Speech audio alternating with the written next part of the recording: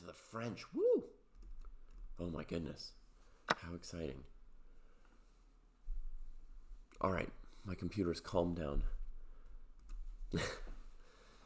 Exchange variation. Whoa. It's a new world. It's a new world. Who would have thought? Who would have thought? Good day / middle of the night to everybody. And wow, they're really on time with this whole thing, aren't they? Hey, YouTube. Wow. Asher, Jonathan, Avinash, greetings. Hope you guys are all well. I just had Twitch open first. Now we've got YouTube open as well. Howdy, howdy.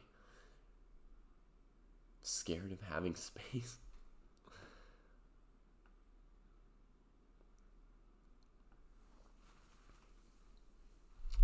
Good morning, Matt. Hey, Francois. Man, everybody was ready. Everybody was ready for this. Scoreboard is missing yesterday's result. Let's put it in, huh?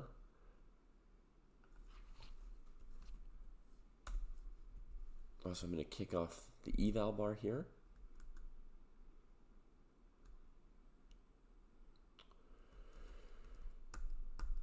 I personally consider the starting position to be, just a little something for white. Less than I used to consider it, Same with everybody, more or less. I think a couple of years ago, people used to think that white was, somewhere between 0.2 and 0.3, and now it's more like 0.1, 0.15, something like that. Am I quiet right now? I can try and turn it up a little bit. This is an exchange French, yeah.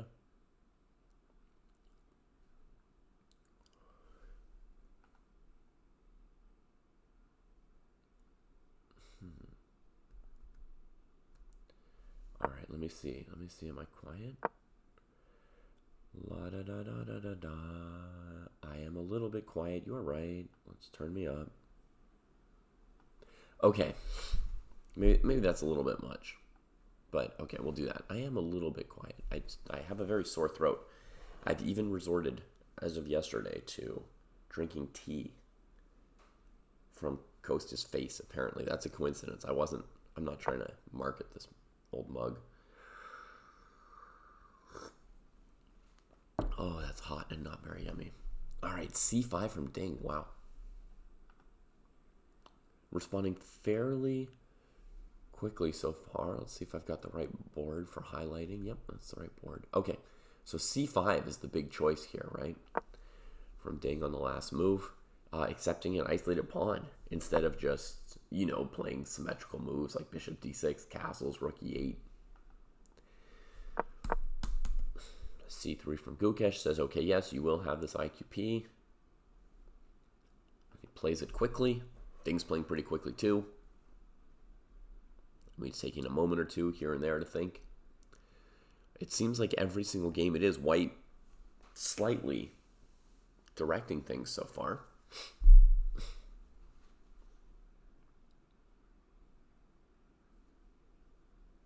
Well, Ryan, welcome to this wonderful, disciplined community. Just because we're disciplined doesn't mean we won't be fun. C5, C4. Wow. Aggressive. Yeah, chat wondering about Queen E7, which makes sense.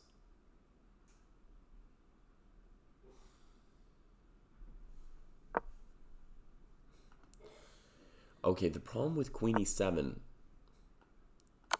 is probably that your bishop's on F8. So white plays bishop E3, you go knight G4, and then white just castles. And you take, check. You're on a rampage so far, right? Like, you threaten white. They defend. You come with your knight. They can't even defend. You break them. You crack them. And then your initiative has run out. And you've got no pieces out, and you've got your king and queen on an open file.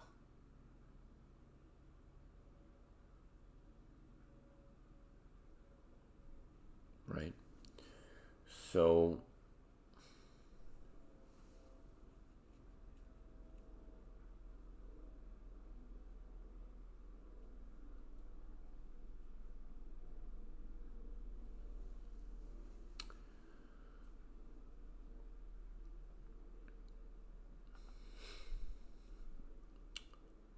My voice sounds a bit better than yesterday?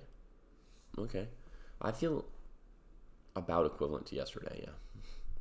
Okay, so does this answer queen e7 maybe?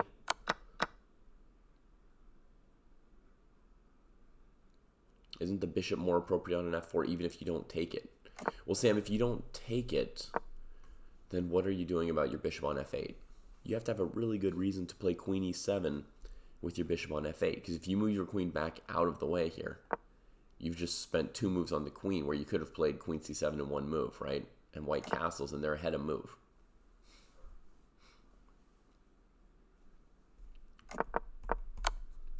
Also, this move c4 is quite consequent, and that's what people are going to start talking about is, Black's played c5, c4. Is this good or bad? Right? Well,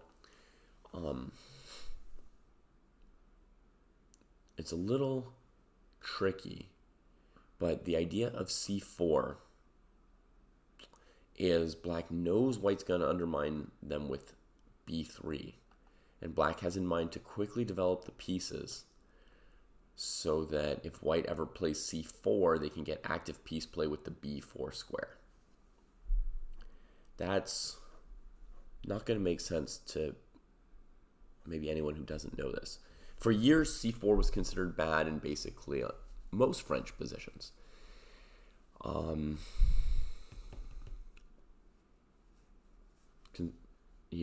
Even worse in positions with the e5, e6, where it takes all pressure off of d4, and White has a free hand to attack on the king side. But also here was considered a bit bad, and it was only more recently that people found that it's not so bad that basically when White plays b3, you can just trade on b3 and still have enough room for your pieces. So let me get a little closer. Oh, Gukesh played queen e2 himself, and then he trades. See, so here Gukesh is going to win a tempo, whether the bishop or the king takes. So he plays queen e2 once his bishop got out of f1. King e7. Okay, that's the live position. Cool.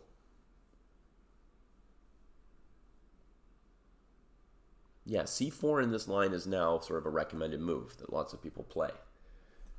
And I'm just giving a little historical context. It used to be considered bad.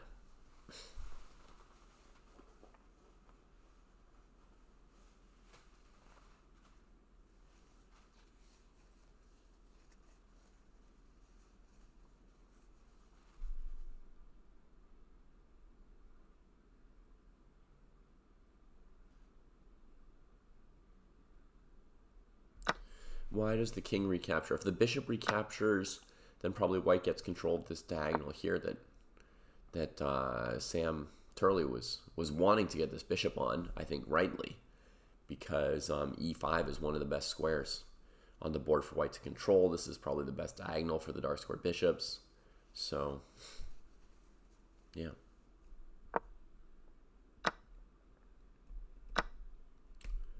Okay, king takes. And slightly surprising moment for Gukesh to be thinking, but I think he's got a choice between bishop g5, b3, and castles. And if he's not super prepped, that's the kind of thing that Gukesh thinks about more than some other people. All right, Pino, I'm sorry about that.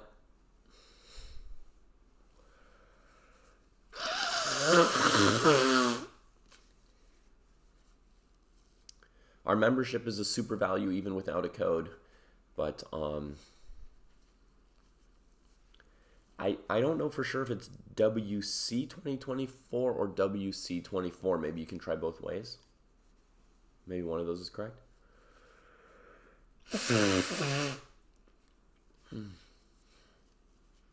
Giving us a lot of action quickly today, these two. And there's a lot to discuss in these choices. First of all, I just want to stress, I think c4 is fully, rehabilitated as a good move for Black, so it's not necessarily a sign of Ding being unprepared or playing a second best move or something like that. It might really just be what he's prepared for and what he thinks the best move is, or a very good move is.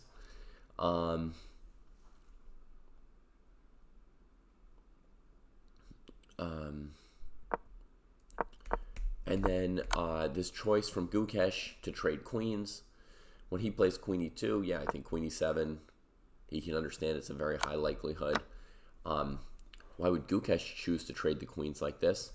Well, maybe these positions with b3, because I think this is kind of the standard approach to this position, is you go castles, castles, b3, takes, takes, here. I think this is like sort of a standard position for black playing c4. Okay. The b3 break is basically always appropriate, Sam. It just may be slightly more or less strong with different timing. If white wants to avoid a queen trade, they should castle before playing b3, because black will have the move queen e7 maybe in some cases. Once white spends a tempo on b3. Okay, so live moves on the live board below, by the way. They've castled and played rook e8, which I thought were the most likely moves there. But I'm going to try and just be a little instructive over here for a moment. So what was I trying to say? So this would have been a standard approach to the position with the b3 break. And part of the point from black is that if white ever goes c4, trying to make a nice duo of pawns in the center, black has to move knight b4, and white finds this bishop with nowhere to go. You can also play these same lines with black, by the way, with the white bishop on e2 instead of c2. And in those positions, you still play this with knight b4 and bishop f5, and piece play there as well. Now, maybe Gukesh is thinking that without queens on the board, he can play this kind of structure here just based on black having split pawns and not based on trying to take over the center. In other words, leave the pawn on c3 defending his d pawn and just maneuver this kind of an endgame, maybe even like a knight a3, knight b5 idea, and just play a long, well, queenless middle game. Sorry, there's so much going on. I know this is going to be very confusing for any new players to suddenly be watching the World Championship, and we're trying to talk about things at such a level. But if you trade queens, it's really more of a queenless middle game than an end game, because there's still enough pieces on the board without the queens that you could attack somebody's king and create a checkmate. So maybe Gukesh is thinking in the queenless middle game / if he trades a few pieces end game, that maybe he can make something of this pawn structure that people haven't recently been able to do much in the middle game with. Okay, so that's just a first idea or thought as to what Gukesh might be playing at, yeah?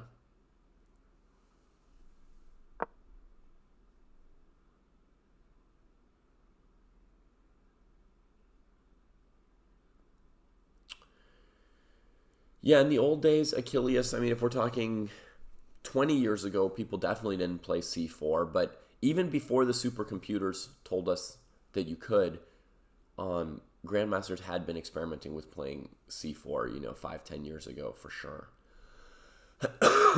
There's also like this famous line here. This has been much played. This move order here, an anti-Sicilian with c3. And in this position here, after takes, d4, the move c4 became quite common here. So you see coming very fast from black without even a tempo on the bishop on d3. And then, bishop e2, knight f6, castles. And I'm quite confident the grandmasters have been playing this line for 10 years by now. So pre-Super Sicilians. So yeah, some more experienced players like a Kraai will be saying like, that's where I've seen these positions before. If, for example, you don't play a lot of French and you're like, but I've had this somewhere. There is a link to Videocam Sebastian Dierks. I can find that for you in a little bit. Now you play Hearthstone and Diablo. Fair enough. Neither is my cup of tea.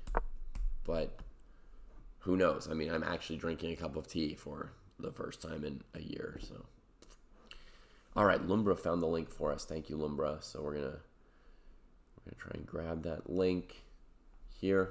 I'm not going to verify it. I'm just going to trust Lumbra. Unlike Mubot, we'll pin it. I'm not sure how to pin it on YouTube, but I'm going to send it on YouTube as well. That's probably the link to.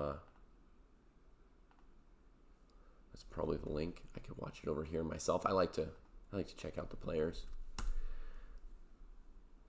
Okay, so no thanks to the ads, and I see Gukesh working really hard like this, folks. That's like the summary of what you can see if you go to the player cam. Is Gukesh has got the full head grab of somebody working hard, and Ding is just like this because, you know, it's not his move and he's not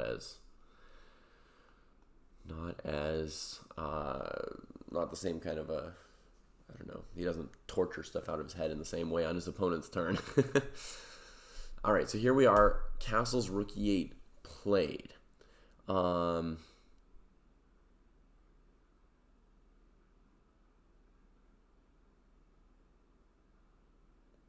Vasilios saying that John Ludwig Hammer's commentary is really good. Not just really good, sorry, incredible. Going back to Dojo Talks episode, you can see how he was right about the commentary. So you mean Vasilios right now, pound for pound, he's beating me at commentating this thing? Incredible. He is also like a much stronger grandmaster. All right, so is it a bad sign for Gukesh that he's out of prep? Wonders Kraai. A little bit, yeah. Yeah, you might like to have a little bit more of that pressure. But remember, folks, that as I stressed already in the very first game, winning the who is more prepped battle is just the first of, 10 or 20 or 100 battles in a given game, much less, 1,000 battles over the course of a match. So we should notice each of these little moments, but not blow them out of proportion, right? Gukesh clearly out-prepped Ding in that first game, was up almost an hour on the clock, right? Had a juicy position. And Ding showed you what the level of play can be in a world championship match by solving unusual problems, tanking an hour in the opening to figure them out and playing basically perfectly even when he just played quickly. At some point, he plays 6 or 7 complicated moves in a middle game in 2 to 3 minutes. So it's just one step, right? I agree with the Kraai, but then I also want to emphasize that it's just one step here. So it seems like Gukesh is not super prepared for Ding's choice here.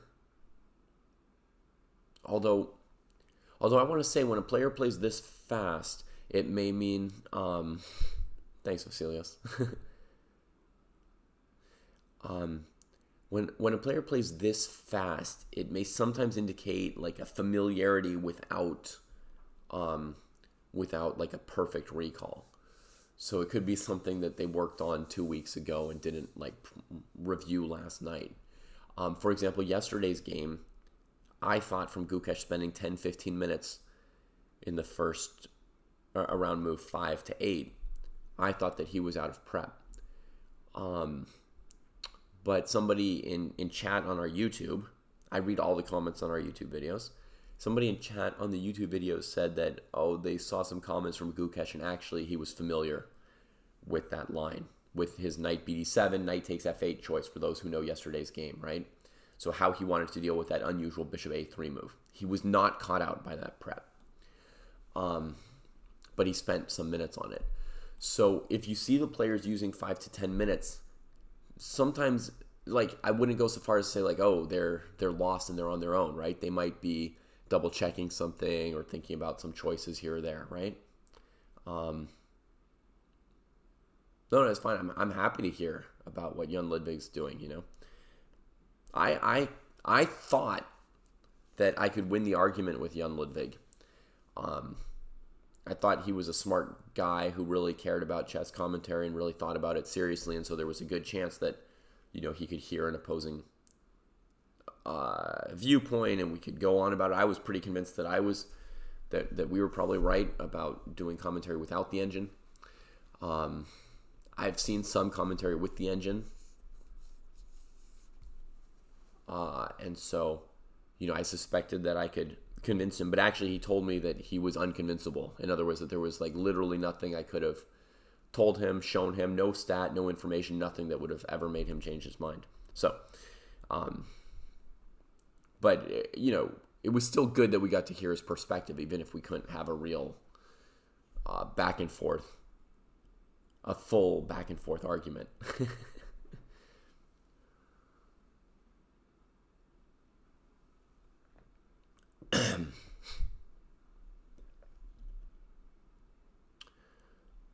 Yeah. I mean, obviously, we wouldn't carry around our convictions if we weren't, for the most part, all convinced that we're right about everything. But some people are aware that out of all the things they're convinced of, there's some that they're probably wrong about, you know? And I think there's this very, very, very important question, right, Merles, which is, what would someone have to show you, or what would you have to learn or know to change your opinion on something, right? And that's a very important thing to have for any of your beliefs if you want to be able to correct your beliefs ever, right? To have something that you know, this is like the information that would change my belief. It means your belief is based on some interaction with reality. So that's what I think, Zelmer. One should be convincible. And me personally, I walk around with some convictions where I think like 95% chance I'm right, all the way down to, 50-50. Like it's basically just a coin flip. So I've got a confidence interval on my opinions about chess and about life, etc. And I think that we as chess players actually have an advantage in this over a lot of other people. Most of us will be more convincible than others because you've carried around chess beliefs all your life, right? And then you play chess games and sometimes your beliefs are proven false by your opponent's beliefs, right? Like you play something that you think is good, your opponent plays something else, you try your heart out in the game, you try your heart out in the post-mortem, you try your heart out analyzing the game later, and you find that you are wrong. And I think any good chess player has been convinced many times that they were wrong by, analysis and discussion, and that can carry over into life. And it's in my opinion, it's a very useful thing to be convincible and able to correct your ideas and beliefs.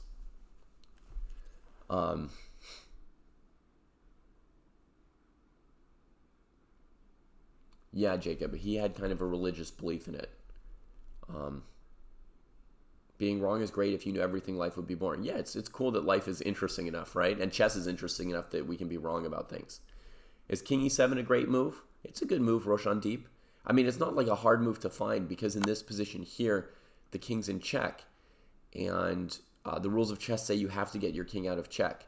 So, a player of Ding's level, world champion, he's going to determine pretty quickly that there's only two ways to get the king out of check. Either you take the queen with your king or with your bishop. Then it's just a matter of deciding which move gives up more, right? So this move is going to lose one tempo on castling because you have to play rook e8, king f8. But if you want your rook on e8, it's not even really losing time at this point. And this move here is going to give up this diagonal. So I think for a world champion, the choice is not too hard to find. So I would say it's a good move, but a great move would suggest that that maybe Matt, Chess, and I wouldn't play it as well. But I'm pretty convinced that we would all that most of us watching would have played this move.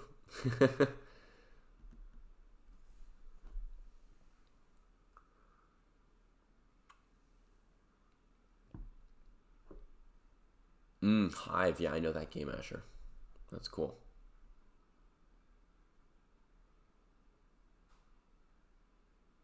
Well, now Vasilios is saying that we actually guessed every engine move anyway. Go us, huh?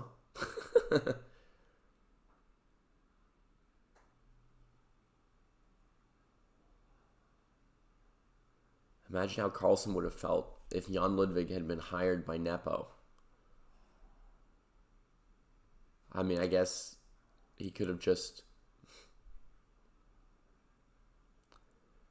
I guess he could have just said, oops, I should have hired my friend. So he wouldn't have been available for the other team. No, I mean, I think it's an interesting point, Achilles, to turn a situation around and ask what we would think of it. And also, people are rarely going to hold themselves accountable for their own decisions. So I don't think he would see it the way I guessed that he would. Roshan Deep, there's an evaluation bar somewhere near the top of my head that I've put up that gives my evaluation of the position. Oh, it's really... And I'm going to lower the evaluation bar right now, so you're going to get to see it move, okay? Watch carefully. It's about to come down a little bit.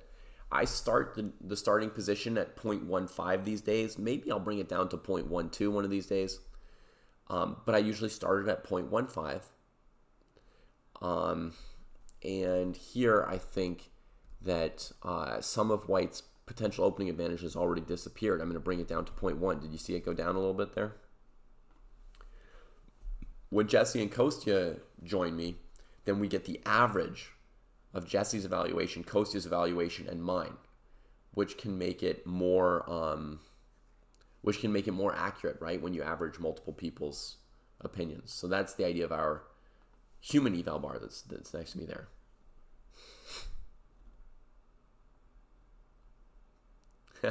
That's right, Merles. If we get to try out 10 moves, we'll eventually get all the moves.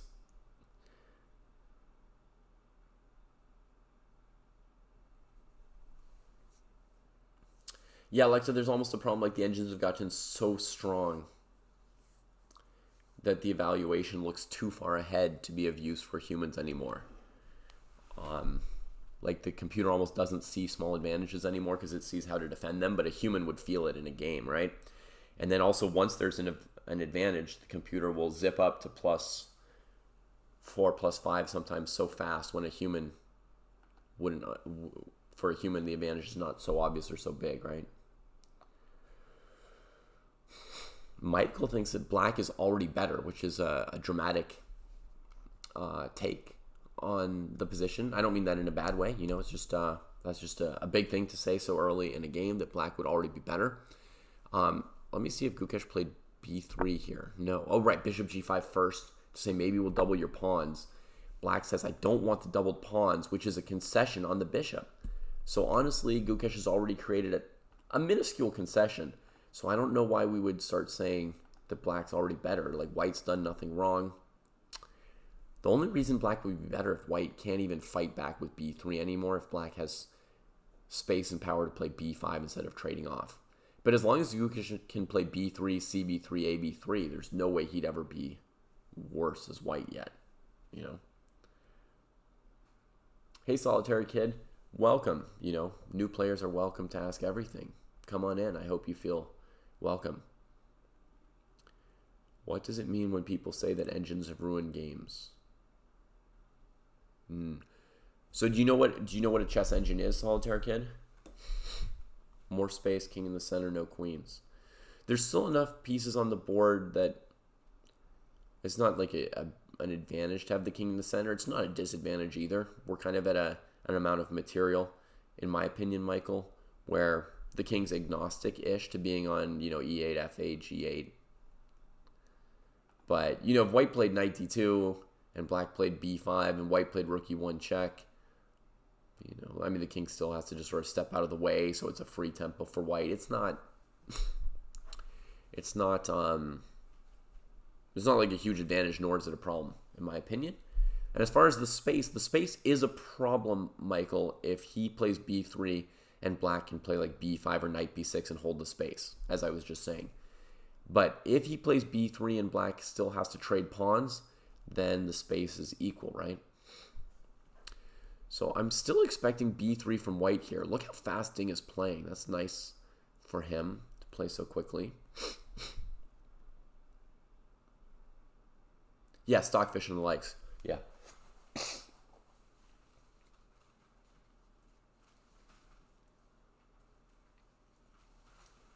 Okay, so I guess and I'm saying the Solitaire Kid not to say that people are right. I'm just trying to explain the argument for you, right? So you know what it's about. When somebody says that the engines have ruined the game, I guess they would mean that people are not thinking for themselves anymore, that having like an oracle or an absolute truth, being able to basically consult God on chess positions, that would take away human creativity and insight and so forth. there's also a perspective that once computers are better than you, there's no point in playing. In other words, once the computer beat Kasparov, people started saying, well, why would you play chess? A computer can beat you anyway. Which would be kind of like, why would you do anything that a machine could do better, right? You could pick any sort of leisure activity or art or anything and then say, well, like a computer can create a better image of a chair than you. Why would you draw a chair? So that's a separate, those are two different reasons why people say that engines have kind of ruined the game. But, one of the points of chess is thinking, right? One of the main points of it probably is sort of thinking about things, reflecting, and so forth. And so let's see what he played. He played knight d2, no b3. Interesting. Right, why do math? You've got calculators, similar thing from Merle's, right? So,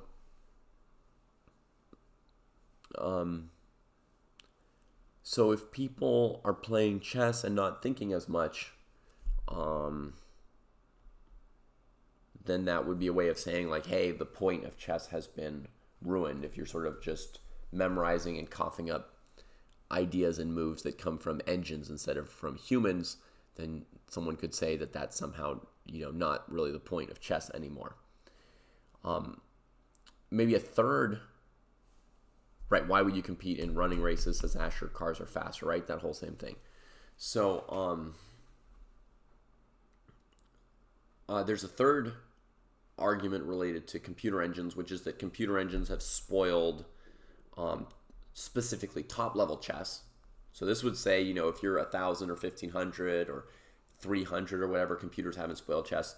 But that if you're like a super grandmaster like these guys, the computers have spoiled chess by investigating the openings too far and too thoroughly, and therefore they spend like 90% of their time memorizing engine moves in the opening instead of just playing or thinking about it themselves. So that's sort of like a third attack. But Solitaire Kid thinks we should still play music. I agree with you, Solitaire Kid. I think we should still play music and still play chess, if we enjoy it and gain something from those activities, right?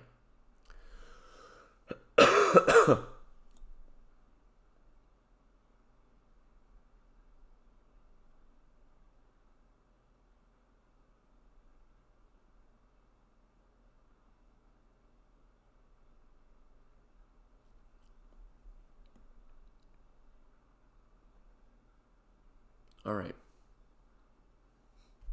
So knight bd2 from Gukesh, and this is the biggest surprise of the game for me so far. Somebody asked me actually in general if I'm surprised by Gukesh's approach to this game, playing the exchange French, trading queens. No. In a certain sense, it's hard for Gukesh to surprise me anymore because I know that he plays all kinds of different styles and tries all kinds of different positions. So, this far in the game, there was nothing that surprised me. I didn't predict what he would do. So, there's a difference between being surprised and being able to predict, right? To me, Gukesh is unpredictable. Therefore, it's hard for me to predict what he does, but it's also hard for me to be surprised by what he does, right? That doesn't mean there's nothing that would surprise me, right? If he had played g4 on move 1, I would have been surprised on move 1. Because to me, that move is too bad and too far outside of what he normally does. So, I could still be surprised, right? But e4 is not a surprise, exchange French is not a surprise, and the queen trade is not a surprise. Now, this will seem minor, but this is the first surprise to me, and it's not like a shocker to me, but because I've been mostly chatting with you guys rather than calculating deeply, but my instinct would have been b3 as the move here. And I think this is the move where once he's not played b3, there's a chance that that means Ding can now maybe have time to support the whole structure with b5. Although, against b5, there's a4. Yeah, and now you can play b4. And if you don't play a4, if you play something like b3, now he's got time for a6, and he can hold structure. So once Gukesh plays knight bd2, this is the move that now says black can hold their whole space on the queen side if they wanted. And yeah, like I think it was Michael Merck was saying earlier, If black holds this space on the queen side in this sort of endgame / queenless middle game, it could feel like an advantage. Not like black would necessarily have the full advantage, but it itself would be an advantage to hold this space. I agree with that. So, I think that with him not playing b3 or a4 and sort of developing more quickly, that tells me that Gukesh is planning to go rook e1 and sink the knight on e5. If we'd been analyzing the position more deeply, and I'm not pro or against us chatting about all these topics. If we were analyzing more deeply, we would have come up with the idea of rook e1, knight e5, and talking about the merits of that plan versus the b3 plan. This is not like an impossible idea to come up with and to discuss. I had considered for him in this position here, knight e5 already, because black doesn't want to give this very good bishop. And then when the knight comes out, you can lock in the e5 square. This is grabbing space at the cost of development. Gukesh, I think, is doing a variation of that, but with more... sorry, b5 hasn't been played yet. But with more development. He's going for rook e1, knight e5. And let's say black played this b5 move, which now I'm not necessarily thinking black would. Remember, we get a tempo on the king with rook e1. And then if the king goes this way, we've got knight e5. So f7 gets hit. If black takes here, it's probably bad news over here. There is this combination where you can go h6, and when the bishop goes back, g5, and you save your knight. But in this position, white can probably take. Right? And this doesn't work in a lot of middle games or openings, but here suddenly the pawn can more or less queen, and white wins.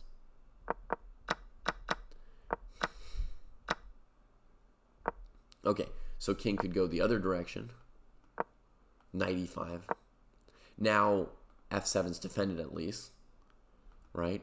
I would say still black's not pumped about trading on e5. If you trade here, you've given up that good bishop, which I wouldn't want to do. If you trade here, you get two minor pieces attacked by the pawn, so you lose a piece. So still black's going to be allowing the knight to e5, and then, trying to just develop like this. And the question becomes, look at this kind of idea. I'm just going to show you that there's some different ideas or pressures from this. We're not going to get exhaustive in a snap on this, but here you can pick this famous Fischer-Spassky pawn. Black can't trap the bishop, because against g6, white has checkmate, literally checkmate before move 20. So you snack the pawn, and then you should be able to back out with an extra pawn. And yeah, you can certainly torture black with a full extra pawn in this endgame. Yeah. So perhaps more likely h6, as Merle says, getting the pawn out from under the pressure of this bishop. By the way, Ding having his first real think of the game right now, by the way, as we also are having kind of our first real look at the position instead of just discussing questions around chess. Thank you for the raid, Damien, and welcome, folks.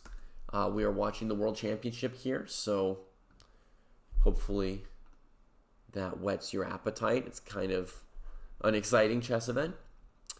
We've got 18-year-old Gukesh challenging the world champion Ding Liren for the title in a 14-game match. We're watching game 5 here today. They've each won one game with 2 draws. So h6, kicking the bishop would make sense. I'm actually rooting for both of them, Damien. I like both of these players. Huge fan of these guys myself, yeah. Okay, so now the bishop could go to f4 or h4. There's some pressure either way on black's position, but at least the h7 pawn isn't hanging. So that part is nice for black. Trading on f6 is no good. And trading on d7 doesn't seem to really help. So probably something like bishop f4 here. And then White's going to be threatening knight d7, check, bishop takes d6. So black's going to have to safeguard the bishop there.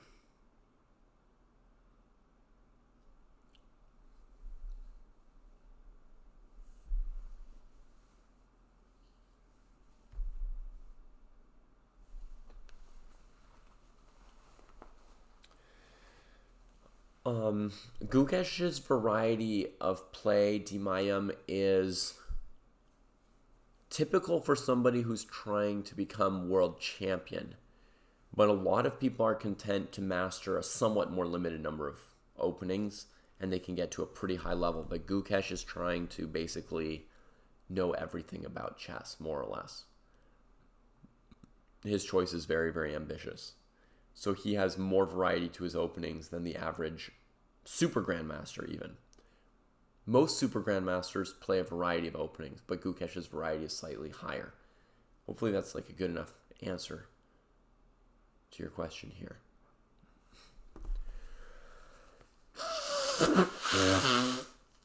Excuse me, I'm sick. Even if you didn't have knight d7, would knight g6 be good? Yeah.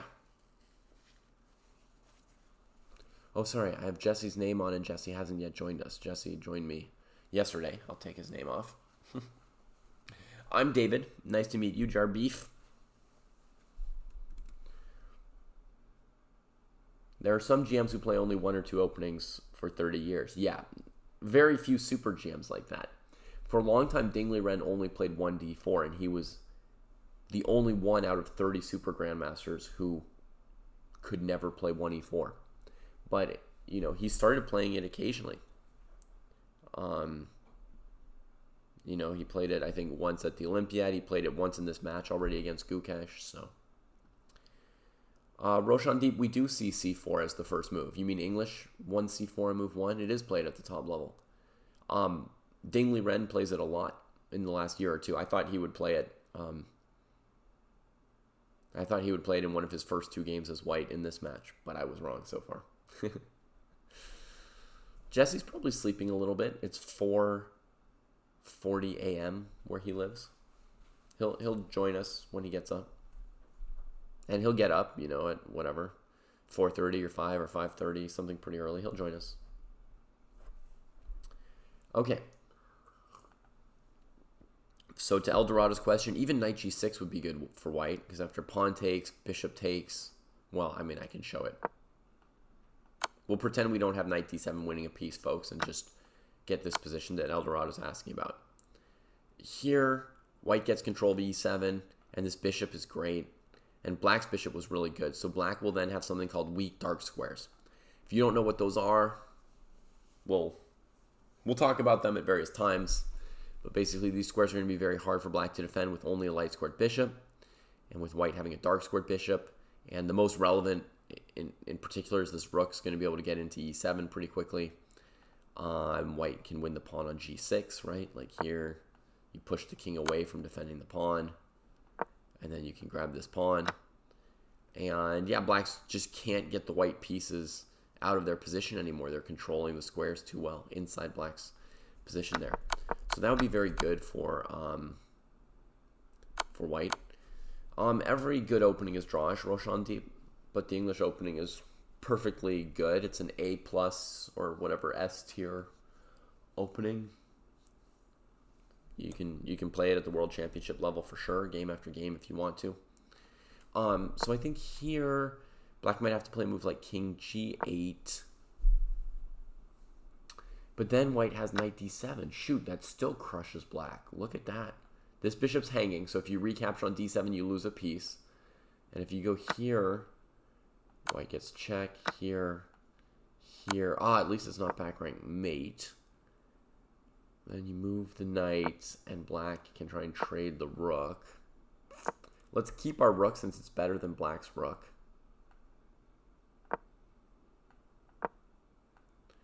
Blacks now, with the bishop pair, are going to successfully chase our rook out of the position and counter with rook e8 with good chances of saving the game, except my knight e3 idea is about to win me a pawn.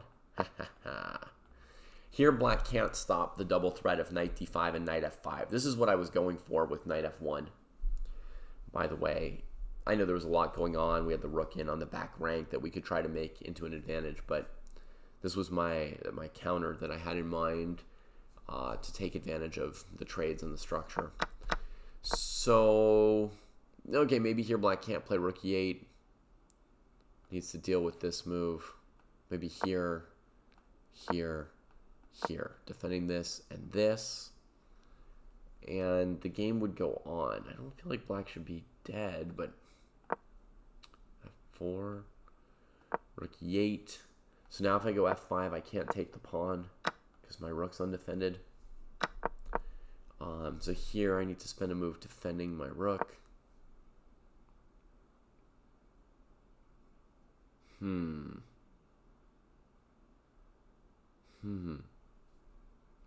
Black's still under pressure here trying to keep this pawn alive, right? Also wants to go rook b8 and b4 in these endgames, basically play for counterplay. But you can see as black, I'm kind of struggling to defend this d pawn, right? With the bishop. I couldn't do it from the other side because I didn't have a way to deal with knight f5. So we found a few unpleasantnesses for black in this line here, right? A few little unpleasantnesses. This is pretty relevant stuff. So that was king g8, knight d7, not crushing looking, but with this maneuver, made life a little annoying for black. Honestly, I don't even... Yeah, rook e7 makes sense. But I could also just go rook all the way back to e1 immediately. Then black can just play rook d8 and defend the pawn more that way. Yeah, okay, so I bothered the piece, chased this, retreated, tried to trade rooks, and I win. Then I tried this move. Okay, another move would be I come here with the rook. I don't try and trade it, but I defend these two spots. And then after knight e3... knight f5 is still annoying. Because, look, knight f5 still has the idea of, like, winning this pawn. Check. I don't think I can bring the king to one of these squares because of knight e7. The bishop checks the king, and we drop this bishop. So knight gets to f5. King has to drop back a little passively. And it feels like white's got still a small edge. You could even change the nature of your edge, like this, and just press the better bishop against worse bishop. Rook's on the 7th, attacking black's stuff, you know, or you just put this bishop here, so you control that diagonal, and this bishop can't get out. You could press this kind of ending as white. Certainly black's got isolated pawns to attack, a weak d-pawn, and weak dark squares still. There's a plan in this position to play b3 and infiltrate your king through a3, b4, and then either c5 or a5 to attack black's pawns on the queen side. So this is a little something. I'm 20 moves afield, but just getting a feel for the position now. It's the first time all day that I've indulged in moving some pieces around and getting an idea. Getting some idea of what's going on and what the position could feel like if we were playing it. Alexa, interesting question. Could black go after white like this instead of defending? Yeah. Certainly possible. So white is going to have to play an important move there, Alexa, rook c7. Because otherwise, black's going to fully unwind in a move as well as having this nice attack. So I have to discoordinate black's pieces. The bishop only has this square, which isn't good. Right? And now I suspect I'm going to be a little bit better for white here, Alexa, after this rook c7 move. I suspect. I'm strongly considering playing knight f5, giving up the b pawn, versus playing like b3 or something, right?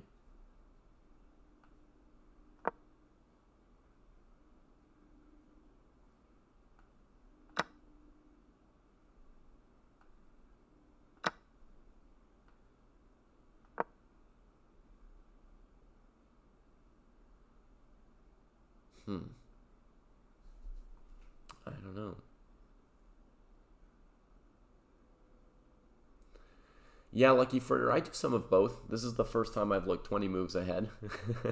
And I'm doing it to get a sense of what he's up to in the current position. But if you've got any questions about why they did what they did on the very last move, I'm happy to take a stab at it.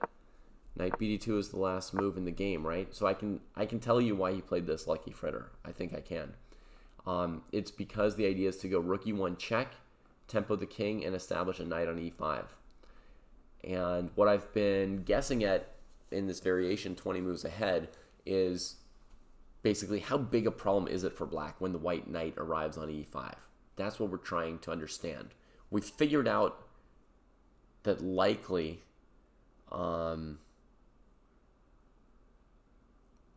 this is Gukesh's idea to plop the knight on e5. And Dingley Ren's been thinking, by the way, for maybe 20 minutes on this move, right? Which is part of why this is the first time we've gone deep into a variation as well. So Ding is taking this idea very seriously right now, trying to figure out how he wants to handle this knight coming into e5 pretty soon. I think you are getting c3, Alexa, so I was very unsure of that position we had at the end. I just wanted to make Lucky Fritter feel welcome here. That's why I backtracked on the line. So this is the stakes, Lucky Fritter, right? Normally in these positions, by the way, Lucky, white plays... First of all, they don't trade the rooks like this, but normally white plays b3, undermining black's extra space on the queen side. That's the normal approach for white in this pawn structure. Because if you let black play b5 and then develop the pieces behind that space and maybe play a5 and b4, then this pawn structure for black can be a noticeable advantage to have that space. So normally white fights back against it. Here, Gukesh is doing something really quite unusual. First trading off one rook, threatening to double pawns on f6, and going for a very, very hasty development.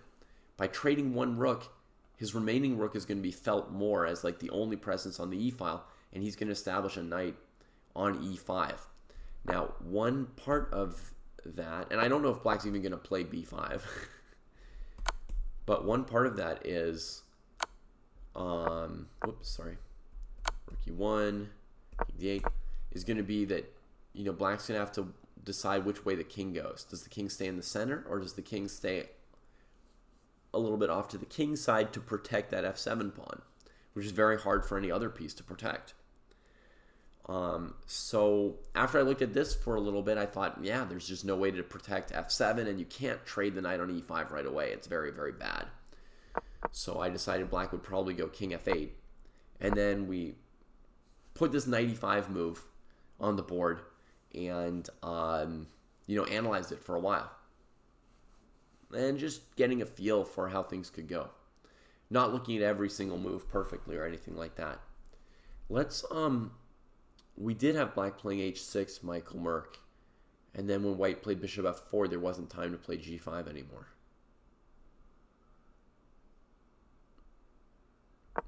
Let's suppose black doesn't play b5. You kill all knights that jump into you after the board. I mean, in general, that's a pretty good approach to capture when your opponent's knight comes to e5. I can show you why you can't do it in the move order I played, but then we could try and find a better move order to be able to do it. But here, if he trades like this, the pawn comes in and attacks two pieces, and he loses, right? Second, if he takes with this bishop, then his dark squares become really weak, and this dark square bishop of white's seems to be able to kind of rule the board. And white's going to get a pretty nice advantage, I believe, there. With many different variations that could lead to it, but I'm pretty convinced white would have a nice position. So if you want to capture the knight when it comes to e5, which, by the way, Lucky Fritter, the part where you're right on is it's nice to trade off a piece that plops into a square like e5. The longer you let it sit there, the more it gets established and grows roots and becomes harder to deal with. But the part that you're wrong about is you can't always do it. You may want to, but you can't always do it. So let's try to see if we can prepare a way for black to trade it in advance. So I'm going to start by moving my king this way so I don't run into this. White's going to play rook e1, preparing knight e5. And now I'm going to play bishop c7. I get out of the way of a pawn double attack, right? So after knight e5 takes, we can just retreat the knight here.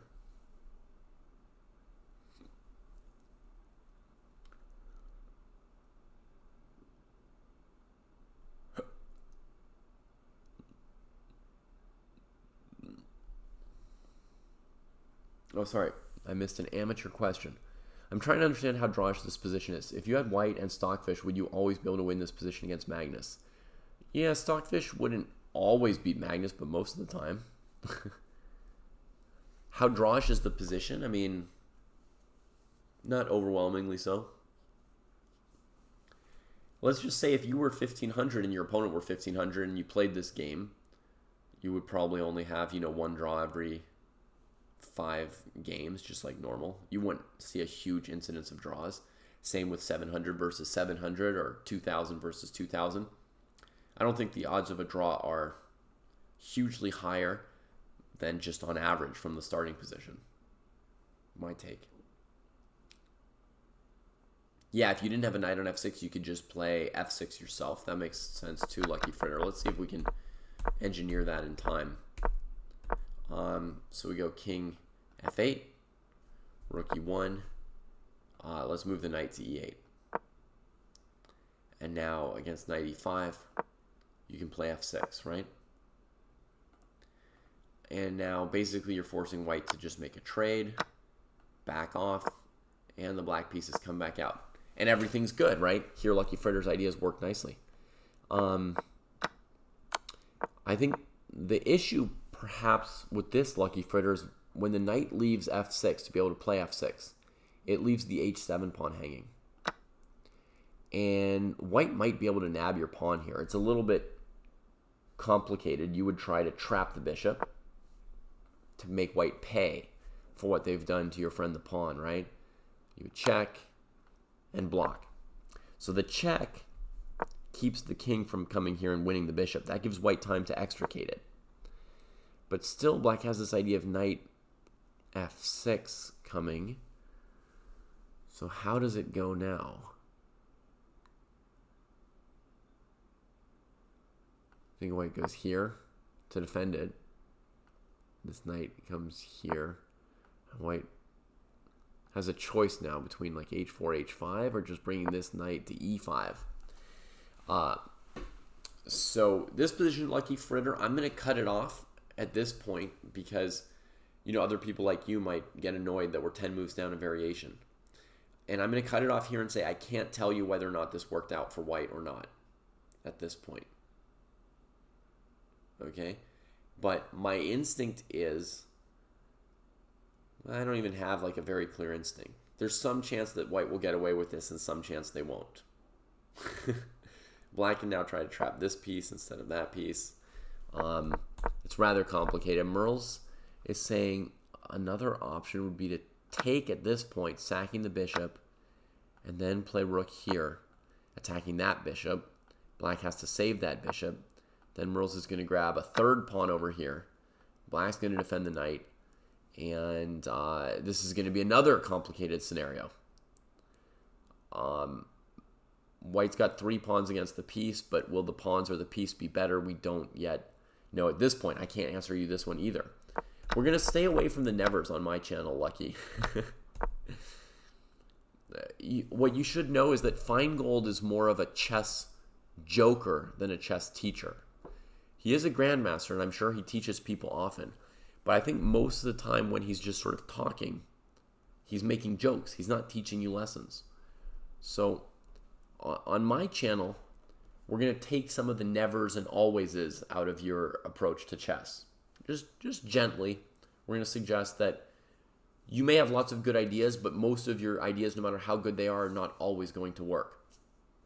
So if you want to trade when the piece comes to e5, great idea, but it's not going to work every time. If you want to play f6 to control the e5 square, you can do that sometimes. It's not going to be a never thing. There are positions where f6 is weakening. There's positions where it's great. Hi, Alexandra. Muchas gracias para visitarnos. Espero que estés bien. Folks, here's a link to follow Alexandra Chess. She's a very wonderful chess player. You might like to follow her channel. I think there's a very good chance you would. So there's a link for that. For those of you joining us from the raid, probably most of you know what the World Chess Championship match is. It's between Gukesh and Ding. This is game 5, which is on, and we're watching and analyzing it. Some chatters on YouTube are telling me Hikaru says it's not drawish. Judith says it is drawish. Wow. Judith says it is drawish. That somehow became a tongue twister for me. How can I tell whether people in the comment section are just giving me engine lines or not? Asks Call Me Tomorrow. We ask that people not give engine variations in our chat because in general, 99% of the people who are here on the Dojo channel watching are here specifically because they don't want to know the engine's answer. They want the drama and the mystery and the think for yourself experience. I've got a lot of experience. Call Me Tomorrow. That's kind of how I know. It's not perfect, as you can tell. Kramnik, a much better player than me, is not always perfect in his intuition of when people are using an engine or not. But I've got a fair amount of experience with streaming and having people chat, as I am perhaps the first person to ever stream chess. And you know, I have some sense and instinct of when people are engineering. Then I try to not read their comments. Okay. Back to the position, yeah? So let's get closer to the real position. Ding has now been thinking for over half an hour on this move after Gukesh's knight bd2. Going for rook e5, knight e5. Rook e1, knight e5. So he's in a deep think. You know, does he want to go h6 right away? Maybe. Which way is he going to step with the king? Even if he plays h6, before Gukesh reveals which way his bishop is stepping, he's going to check the king, and Ding's going to have to reveal which direction his king is stepping. I feel like he's probably going to have to go to f8, based on the little bit I've looked at here.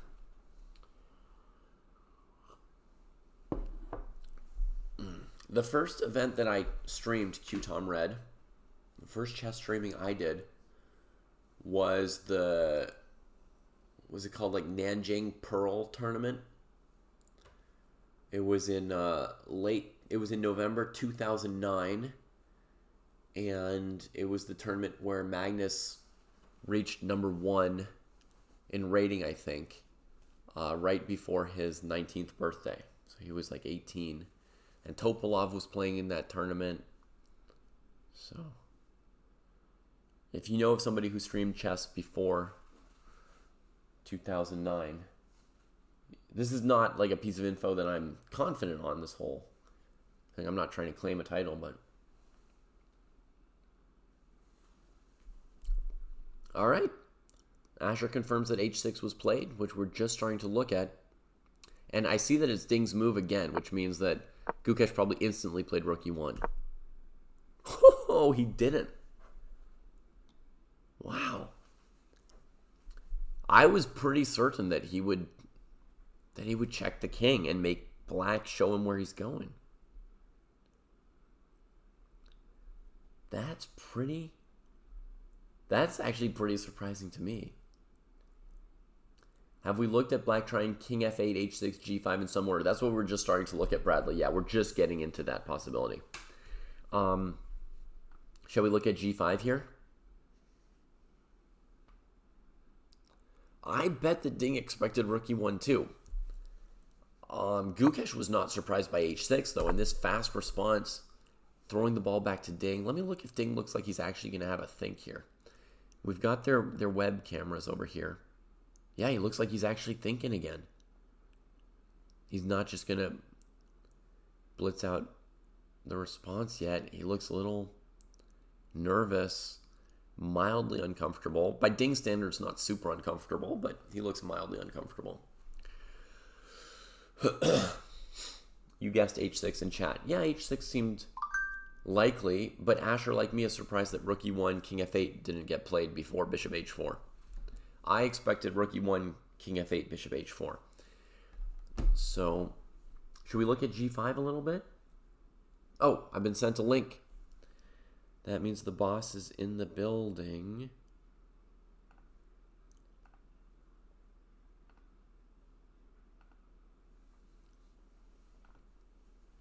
Let's open up YouTube. No, let's open up Zoom. Stay co-host. Bring in Jesse's chair. 1 second, folks. We're gonna get Jesse in here to join us. All right. So initially, that always confuses my webcam. So let's fix my webcam first, and then let's add Jesse's chair.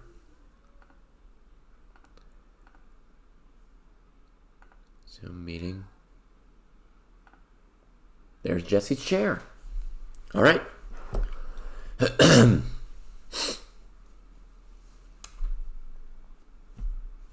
Hi, Gabriele.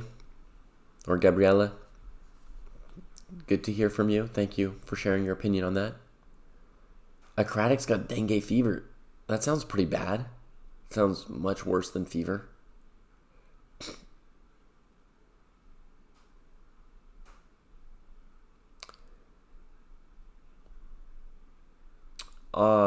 Yes, for those wondering, it was not on Twitch. Twitch didn't exist yet back then, I think. When I streamed, there definitely was not yet Twitch.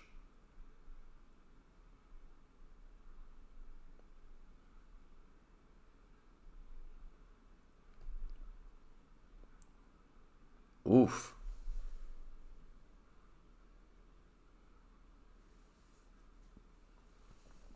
Okay. So, and now let's get back to the position. Okay, so we're thinking maybe g5, or that's what chat was wondering about, right? What about g5, bishop g3? Oh,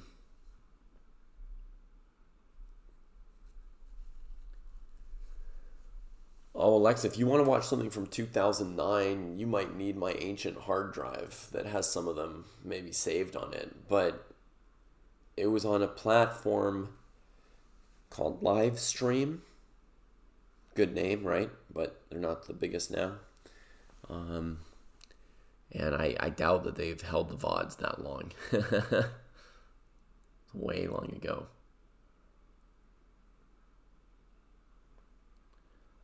We definitely are all coming out of bed for this stream, Sat. There's no way around it. I did actually do this a couple times today. My hair was much worse as I was walking from my bed to the stream. And I did something very rare for me by sort of doing this a little bit because I thought it was going to be offensive. I thought it was going to be so bad that it was going to, like, some people weren't going to be able to even see the chessboard. They were just going to talk about my hair. So, dude, you are a champ, man. You've been doing this every day. Boom. Every day. You're not messing around, dude. Nope, we're not messing around for sure. Neither are Gukesh or Ding. They're playing for real here. Well, Lucky Fritter, rook e1 was the most logical reply. I don't think he's going to think for half an hour again. But he surely expected rook e1, just like the majority of us here in chat expected rook e1. Oh, dude, this is so funny. We got an exchange variation, bro. Oh, yeah. All right, I got to tell a story about this exchange. So, I've played the exchange, the French forever. And I remember some GMs would talk to me in the late 90s. They'd be like, oh, I would never do it because of the exchange. That could never be my open. But basically, no one did it, dude. Yeah. No one played it. Mm-hmm. And then about 4 or 5 years ago, Carlsen started dabbling in it. And the computer was saying maybe white had like plus point 0.2, you know? And so then I started seeing it a lot, you know? Then I started seeing it a lot. Okay, so C5 on move 5, David, I would say is not the main line. If play, I would say bishop d6 is the most solid. So Ding, Yeah, that's right. to a certain extent, is mixing it up here with c5.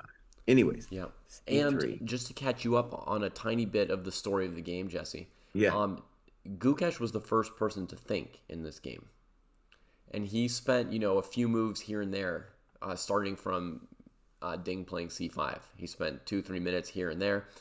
And I'm just going to back up one move, Jesse. Before Gukesh, or when Gukesh played knight d2, Ding had an hour and 52 minutes and a half, something like that. So he'd basically just been playing his moves and writing them down up to move 14. And Gukesh was at an hour 37, behind 15 minutes, and people were saying, like, his prep doesn't look very good, right? Like, he got out prepped and all. And I said, well, it's just one, who's out prepping who or picking the opening is just one out of, 100 small battles that occur over the course of a game. And then Ding thought for half an hour after knight d2 on h6. So up to that point, he had a ton of time. And then he played h6. So I think with knight d2, he realized Gukesh isn't playing b3 or anything like that to counter the space advantage. He's going for a quick rook e5, knight e5. Right? So he played h6, and then Gukesh surprised us by not throwing in rook e1. Because you'd think rook e1, you force black to show you which direction they're going with the king. You're playing rook e1 to get that piece of information. It seemed like a basic move. Gukesh played bishop h4 instantly after the 30-minute think, and then Ding thought another 10 minutes before choosing knight h5 here. So he was mildly surprised, or a bit surprised, by bishop h4, not rook e1, right? Because if you think 30 minutes, normally your opponent plays bishop h4, you play your next move. All right. Okay, let's just pause here for a moment to reflect. Yeah. He's got the French in round 1. Yeah. So he knows it might happen again. And then his team is, pounding. I'm sure they had other variations than we played in round 1. But then they're like, let's do this. Okay, my just first intuition is that someone on his team after game 1 was like, dude, you cannot play with space. You do not know how to play with space. And we're not going to let you even try playing with space. I mean, I think it would have been less complete than that. I mean, if you're not allowed to ever take a space advantage, that's like, a pretty big thing to be not allowed. I mean, Gukesh is a boss, right? I mean, he's, one of the youngest grandmasters of all time, one of the youngest 2700s of all time, youngest world championship challenger of all time. He can play any opening. Okay. That was just my first response. Yeah. So then also, like, when you just think about the number of different weapons that white has against the French, to throw this bad boy out there, kind of bizarre. Okay. Yeah. By the way, whenever you get into this position sufficiently, add your evaluation to mine, and it'll adjust our little eval bar. Oh, okay, I might change it, but I think it's dead equal. So. You think it's 0 right now? I can already throw that up for you then. Yeah, I mean, there might be a world where there are these computers, and their evaluating is a little bit better for white, but I'm a traditionalist, dude. Okay. Okay. I'm a traditionalist. I have my sensibilities. I disagree with Merle saying that playing the exchange French implies you have nothing. I mean, as Jesse was just saying, Magnus and others have dabbled in playing the exchange French and trying to get some little something out of it. And one of the things about Gukesh is his style is close to universal. Like he's happy to grind end games, equal positions, wild positions. You know, like it's not super clear that the guy, like what his preference is. Even he plays such a variety. Now, I think we're agreed that rook e1 doesn't really do anything. The king is just going to f8 anyway. Well, what one thing rook e1 might do is give the bishop a way out of this trap, Jesse. After rook e1, king f8, white does have the option of bishop d8, keeping the piece. Okay.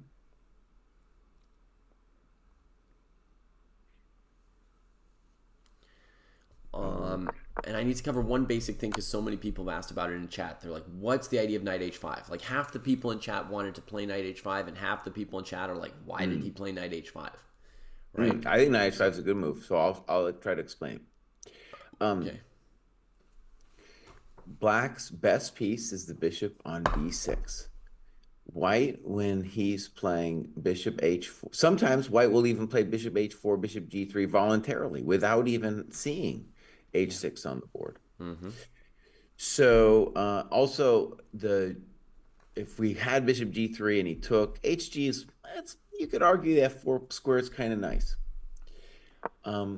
Also, we want to add that in this position, if white could achieve a knight e5 at some point, the pawn on h6 could be kind of funny because then there's no f6, like at knight g6 or something. It's just a thought. So the knight on h5 prevents the bishops being traded on g3 and enables knight f4 ideas. And the knight f4 ideas, in some variations, could be annoying for white. So that's the main idea with knight h5. Yeah. And black, in his turn, could say, hey, maybe I'll get the two bishops, and someday later that could prove to be a thing. So I think, let's see about our variations here. I think obviously b3 is a move. And then I know I just said rook e1 was dumb, but we could consider rook e1, king f8, knight e5. Yeah. I don't think that's that special, but I just want to mention it. Also, we want to mention the knight on d2 is poor. So we can always consider a move like knight f1.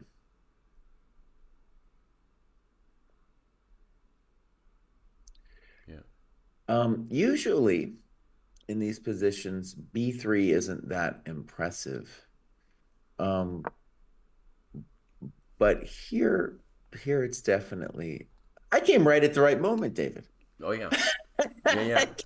Oh, we got to get Gukesh one of his famous things. You avoided Ding's 30-minute think, and we're right at the heart of the game now. Whether or not white's going to get anything, right? Nobody's winning yet, Ali. Asher thinks that the bishop d8 move loses the bishop. Do you want to have a quick look at that, Jesse? I also don't know why we're doing it, though, David. Why are we putting the bishop way down deep in there? Why? That's a valuable piece. Just hanging on to it. Hup! Here I come. Knight e5. He thinks he's going to play bishop b7 and force the bishop back to h4, right? Sure, so bishop d8 is foolish. Okay, nobody likes this move.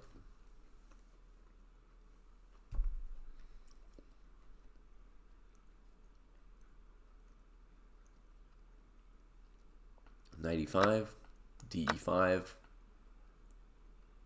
Where does this black bishop go? I want to trade this bishop. It doesn't have a lot of space. If he goes to e7, I'm just trading it. And then playing knight f3, knight d4. So it might go to c5.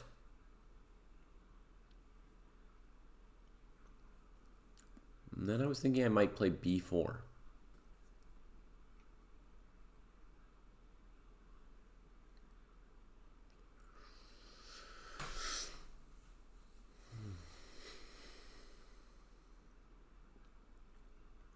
I right, David, how about this? Let me just try to break it down in terms of dynamics a little bit.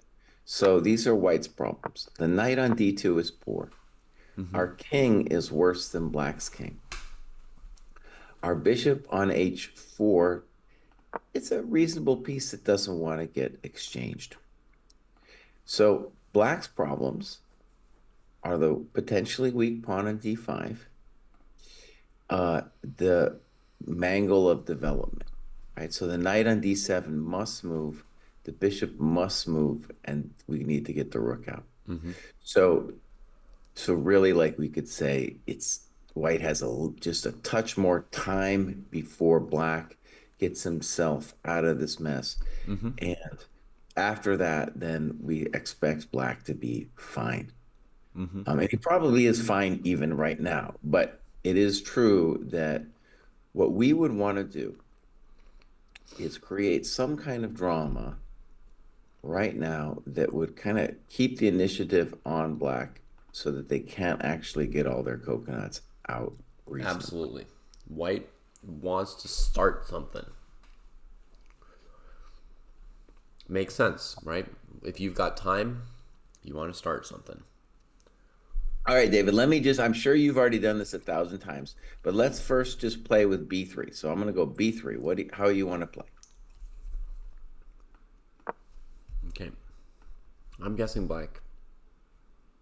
Actually, I'll play G5. Okay. I was about to reflexively just trade on B3, but let me throw this in and make sure I get your bishop. Once my knight's on H5, I want to trade it. I want to make sure this operation is successful. By the way, just while you're thinking about this, one interesting thing about G5 is that is a clue to my knight on D2 that E3 might be at square. Oh yeah, I've already played knight F1 to E3 once or twice in analysis. That's definitely a thing. But I'm not thinking about it. I played G5. No, okay, so I have bishop G3. Yeah. Yeah. I trade with the knight, of course. I think knight F4 is also thought, but okay. Not for me. But well, now you can't do it. That's right. one of the I did it with the chain here. Yeah. Okay. Now, the super maximal move would be B5. But that would be like if I thought Ding was better here. I would play B5. Okay, so let's just say if B5, then black has to claim that after A4, there's going to need to be B4. Yeah. Maybe. I kind of don't believe it, but that would be what you'd want to consider. CB is the normal move. Mm-hmm. Yeah, I can put the normal move first if you want. Okay. Keep it a little simpler. So CB, AB. Especially because B5 is only trying to prove an advantage for black. I don't need B5. You play AB here? Yeah. And then I'm going to guess knight F6. Yeah, I'll just play a normal move. I don't need to get too deep. Okay. Good variation. I think black is fine. Black looks golden, right? Black is fine. Okay, good. Let's go back to knight H5 and just pursue a couple other variations now. Mm-hmm. So we have rook E1, knight F1.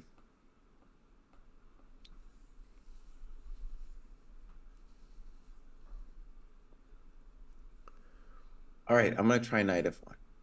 Okay. By the way, one other candidate move that you haven't mentioned yet is G4. But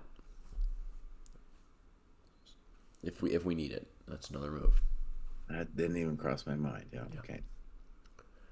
Okay, so you go knight F1. I think black wants to go G5. Bishop G3, take it, and then knight F6 again, right?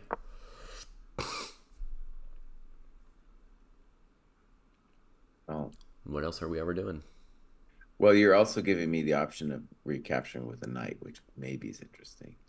Oh, okay. You can do that if you want. But I'm thinking about it. I don't know. Yeah.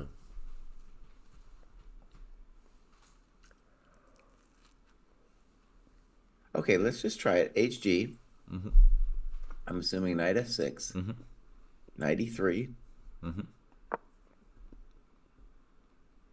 Maybe bishop E6.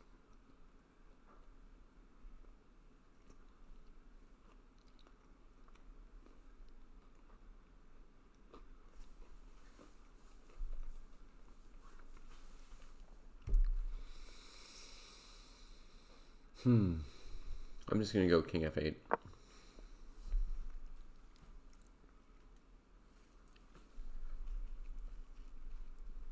All right, so now maybe at least I have a plan here in this position, and I can play knight e5 and intend to play f4 next.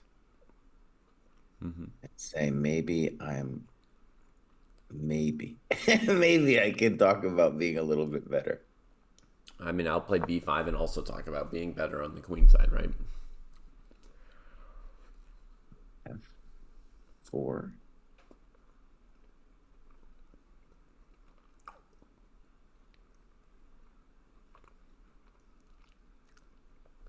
Black's position looks correct to me. For anyone in chat, if white ever plays knight f5 attacking my stuff, I've planned to trade my bishop for it. So I'm not being precious about the bishop pair advantage. I don't think I've got any huge advantage. I've got a weak square. If knight f5 ever happens, I'm willing to trade it. Okay, David. So f4, what do you want to do? And the other thing is, if white ever goes bishop f5, then I don't want to trade that bishop and let white's knight come to f5. Then I'm going to play bishop e6 in general. So that if white ever trades the bishop, they don't get f5 for their knight. Okay, sorry, Jesse, I mean, I know you know all that. I just, Chad needs to know what I'm doing. f4. Okay, so Jesse wants to play rook f1 and mess with me there. Out of an abundance of caution, I will play king g7. Okay, good.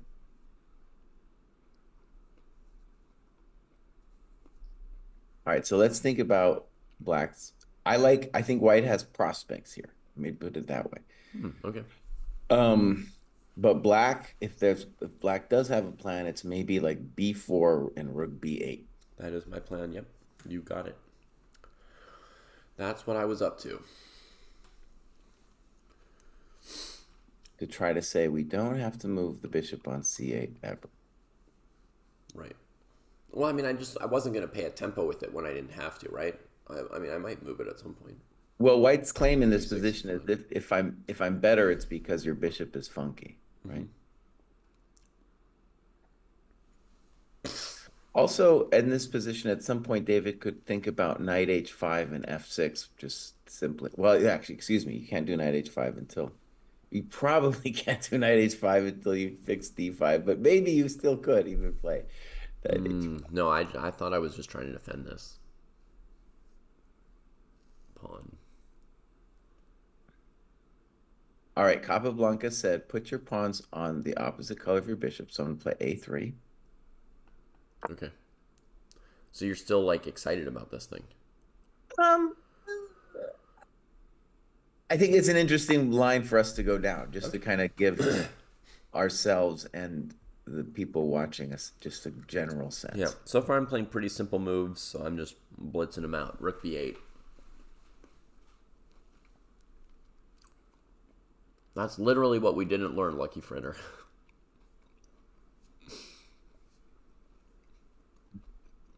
Okay, so that's a reasonable sample line. I agree. Black is basically okay. It would be an interesting game.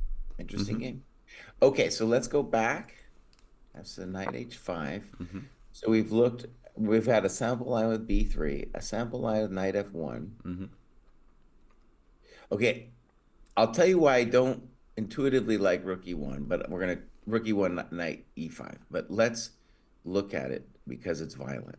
So rook e1, king f8, knight e5. Now, let me just stress, the reason I'm not 100% on this is simply because it kind of feels like I'm letting your knight on d7 out. In fact, I might just be willing to say no. But okay, let's do a sample line with it.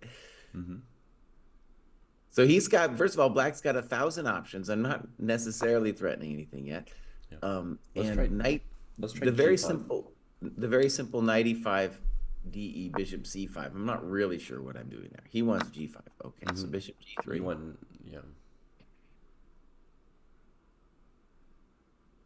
Yeah, you're right. Just knight e5, bishop c5 looks pretty okay as well. Well, you choose. Just to do a sample line. I feel like black's threatened either way. I don't like knight e5 myself at the moment. Like, I don't love it. I agree. Let's just do a little sample line Okay. because I do think it's one Well, of I'll the play main. g5. Okay, so G5, Bishop Bishop G3. g3. It just clarifies. It's a little bit easier to see what we're talking about. So I'll trade on g3. Then I will trade on e5. And then play bishop c5. Fair. Okay. Maybe you just play knight f3 to d4, but you could also look at b3 or something, or b3, b4 or something.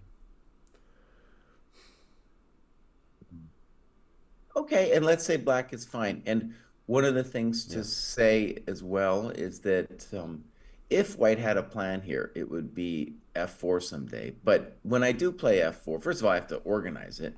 Yeah. And then that bishop on c5 is looking great. He's just played rook e1, king f8, by the way. Okay. King okay. f8 was played instantly. And now we're going to see his idea. Yeah.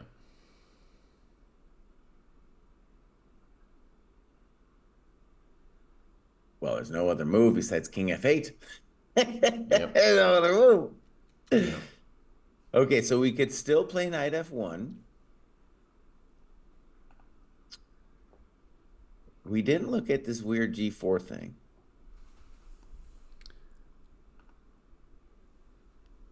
Gukesh is hesitating, though, even though king f8 was super obvious. Hesitating a little bit. Okay, let's throw this g4 move on the board, David. Which one? G4. G4. Okay. So black's got a million options, but let's look at g5 first. Okay, so let's go through the options. The very basic knight h f6, knight f4, and g5. Yeah. G5 is the one I'm maybe a little hopeful on just because I can at least win a pawn here. With GH, GH, knight H. And now my knight looks at F5. Knight F6, trying to win back the pawn on H5. Maybe I got a little something here. You know, bishop D1 like a sadster. Yeah. Actually, Jesse, maybe bishop F5 is good here. Maybe, but when you take No, on the bishop's always got F4 actually. You have once your knight gets to H5, it then goes to F4. So the problem isn't with that I want to prevent is not so much your getting the pawn on so much, but rather I don't want you to get. Yeah. All right. I'm not impressed, but okay, you're saying bishop D1 like a sadster. Keeping the knight at bay. Keeping that extra Maybe a reason he's hesitating is G4 is so committal that it's like, holy catoles, black can do so much. Yeah, also if your plan is G4, G5, knight F6, and knight F4, you have to calculate all three of them. It's a bit of work. But okay, let me just approach it like from a principled standpoint for a second. So it looks wrong, especially because of knight F4, David. Like, what would white do after knight F4? My first guess, bishop G3.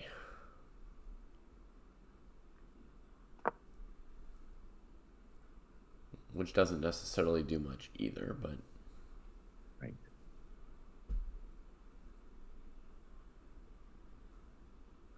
So if we played bishop G3, the intention could be like, oh, if he goes knight F6, then I'm going to play knight E5. Yeah, then you cut off that piece on F4. I mean, and if black plays G5, then maybe, you know, H4, F6. But if I play G5, I don't think you want H4 because F6 is an improvement of my position. But it's also... It also gives some square, right? So... Yeah, this would be just incredibly hot. Yeah. This would be very hot. And after G5, black is knight F6 is going to be something you got to think about because That's e4 the other pawn reason is for broken. h4 is if you have to play f6, at least I don't have to deal with knight f6 then. Eventually, you're gonna have to deal with defending G pawn, right? G I pawn. have no way to do it with h3 right now. Actually, David, maybe I could come around, So for example, h4, f6. Now I and can then knight go f1, knight and then knight f1. f1, and And then the e3 knight would be a hero. exactly. If you had knight f6, I can't defend the g pawn sufficiently with just knight e3, but now against like knight b6, I could.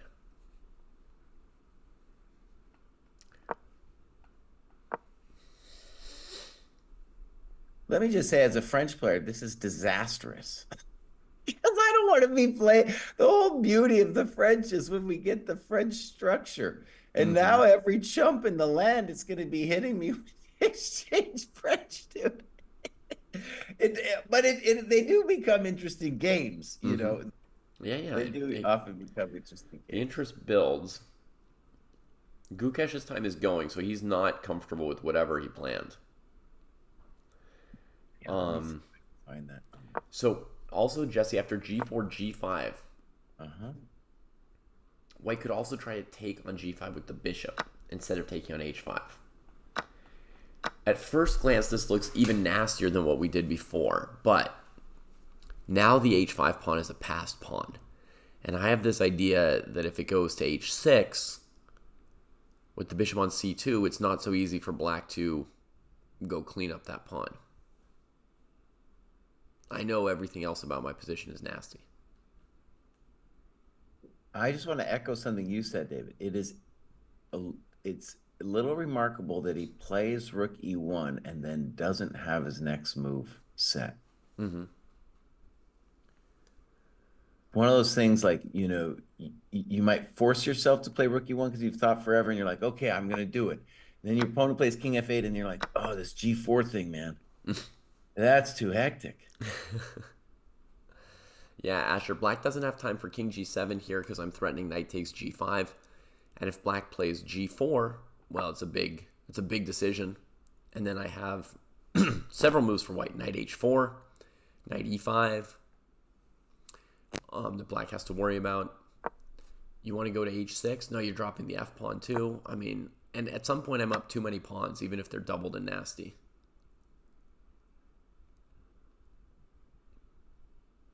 And they just start adding up to lots of squares. Notice that black still doesn't have half their pieces out, so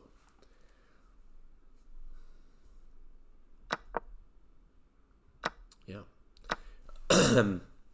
And then the other move for black would be f6, keep my knight away, but that has its own issues, right? Like giving up this g6 square, I can maybe get my rook in before you finish development with bishop g6, or I play h4 for more nasty battles, or I play h6 and get this lock of squares that keep you away from my passed h-pawn.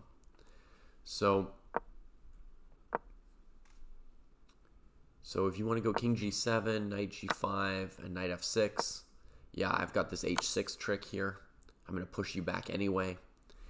There's just too much little tricks from white. You have to be a little more scared of this, I think.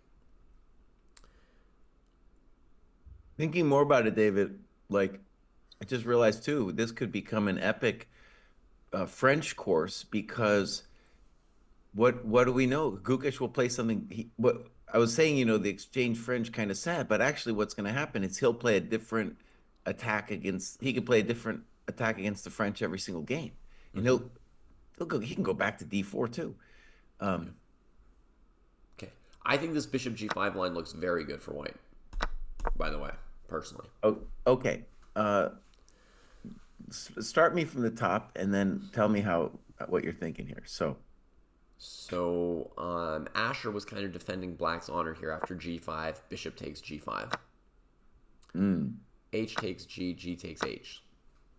Okay, yeah. And well, for example, Jesse, we had king g7, knight takes g5, knight to f6, h6 check, and white's winning. Why did you play king g7 though? But he wanted to get near the pawn because I warned him that if I get the pawn to h6 at some point, then with the bishop on c2, he can't really approach the passed pawn.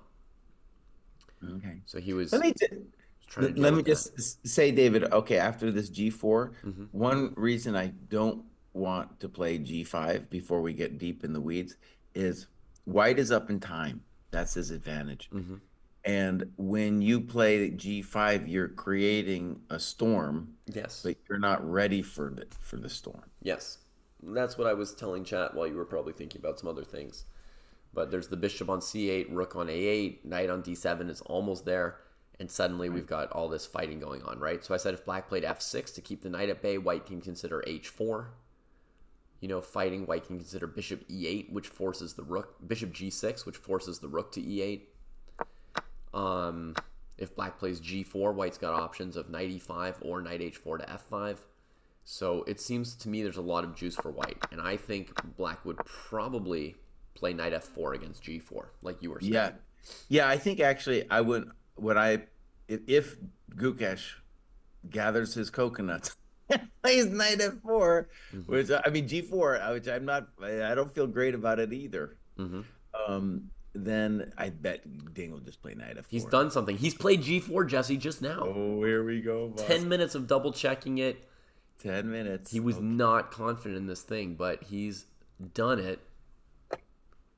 Oh, I just saw the moment of him playing it on the replay. Oh, I'm going to look at it too. Here. He's trying to look calm. He does kind of look calm. He always looks calm. Well, he has little things that... Ding just immediately like looks up at him like, are you sure, boss? Like, I just need to know how confident you are about this. I feel like you're not confident. Okay, good. He You're is not giving him confident. some looks, dude. He is giving him some looks. Oh, that's funny, man. Wow. Yeah. They're both so controlled in their facial expressions, but yeah, there's little tells. Yeah. It's funny, Ding never looks at anybody with aggression, you know? His chess can be very aggressive. Yeah, yeah. Yeah, I don't think he's got any like hate for his opponents in his heart. He doesn't look like he's boiling over. I think knight f4 is right, Jesse. But we haven't looked at all at knight hf6. Should we glance at that move or no? Well, we could, but I have a feeling it's just going to be knight f4. After knight f6, h3, well, white's got a little something. Mm-hmm. You know, it's not the end of the world for black, but it's got a little something. So white's going to play bishop g3 and fg here, right? And even though it messes our structure a bit, it gives us some dark squares. Is that what you anticipate, approximately? Yeah. I think also maybe Ding just didn't believe in g4, kind of like me. Because he's looking and he's like, really, boss? Mm-hmm. And he doesn't, you know, and your opponent, oh, he's really looking up at him. It's really fascinating. Yeah. So, and, oh, he's really looking at him. Yeah. Yeah, he wants to know, to what extent is this evil or just sort of like desperation? Like you're just trying to make it interesting, or yeah. He needs to know, like, how serious do I need to take this? Well, okay, so it's funny because I think earlier on when I first got here, you mentioned G4 as one of the ideas, and I was like, no, I'm not, I didn't want to look at it. Right. And I think that's exactly what I said. But that's your reaction every time I suggest a move. No, but G4 especially. And I think that's how Ding also saw it. So now he wasn't even, I don't think that was even on his radar, really, G4. And now, only now is he thinking about I think it was. And that's why he's checking, like, Gukesh on, like, the conference and stuff. Because I think when Gukesh was hesitating after rook e1, he's like, okay, so the guy's really thinking about something like G4, something that you would hesitate about. Yeah.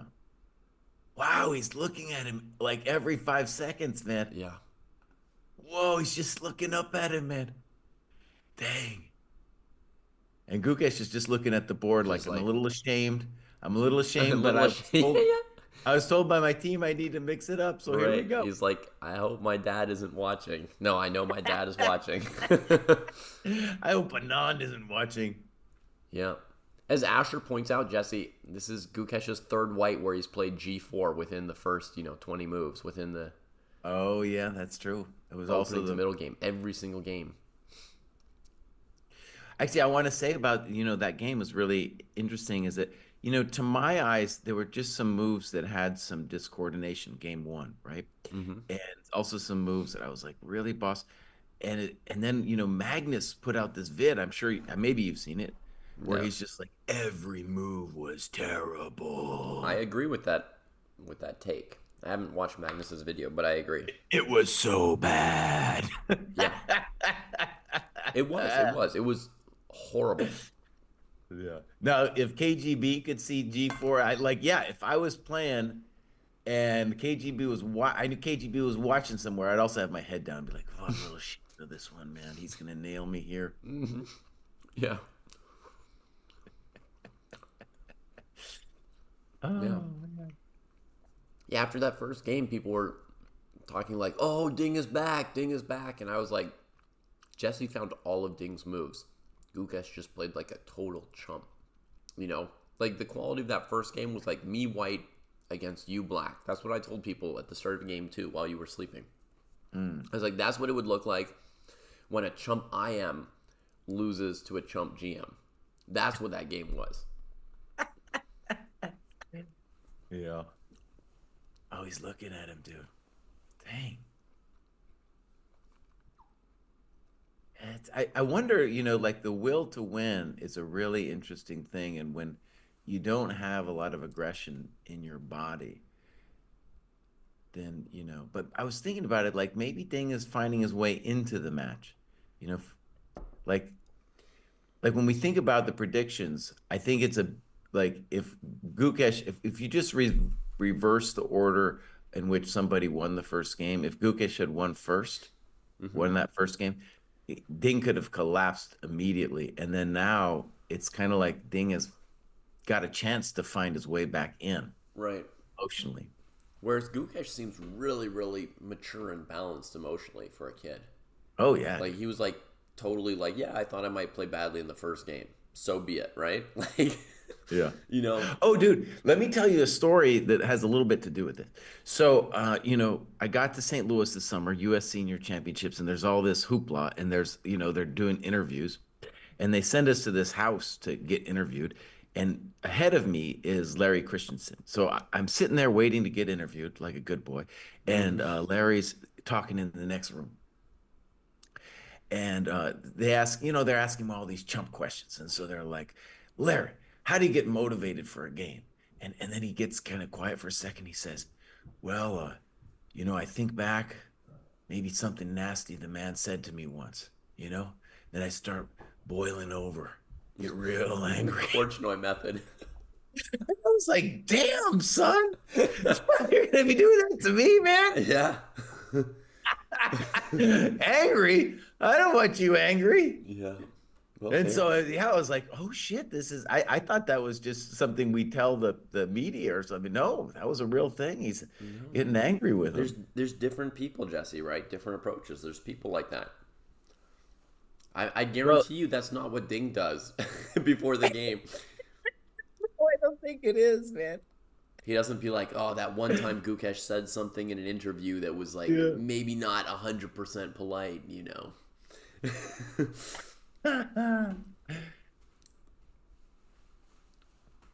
But yeah, there's certainly people like that. And Larry's chess looks like that. But the funny thing is, it doesn't necessarily match the chess, right? Like, you'll get somebody who plays like attacking chess who might be very mild Well, right, like you do. outside I of feel that. like you are a very mild dude, but you play pretty. You want to play G4 all the time in F5. You just want to throw it out there, buddy. I'm not like the mildest. You're pretty mild, dude. When Even I though was you, younger, I was kind of competitive. I wanted to smash people and stuff, and yeah. I played better against people I didn't like and worse against people I liked, and now it's sort of reversed itself. So now I'm milder. Okay. Now that we've gotten over this excitement, let's Yeah. start analyzing knight f4. So Mm-hmm. knight f4, bishop g3, and my claim is that next move I want to play knight e5 and claim that I have something. Right. So, move's been played, by the way, dog. Knight f4. Yeah, Yeah, reasonable. I would say too, it's a little bit of hesitation from Ding there that's interesting because I think knight f4 is Well, he's just checking the variations. No, come on. I mean, Gukesh spent like 40 minutes on this idea, and he spent like 5 minutes. That's reasonable. He had to spend a few Well, minutes. but to me, knight f4 is just like the natural move. You know what I'm saying? It just seems right. Sure. I mean, I would say, 4 or 5 minutes, whatever, was pretty fast. Reasonable. Shows he didn't look too hard for the other stuff. But Ding doesn't only look at intuitive moves, right? I mean, he tries to calculate some breadth of options. Yeah. And especially you play something funky like G4, there could be something wrong with it, right? And it could be the obvious knight F4.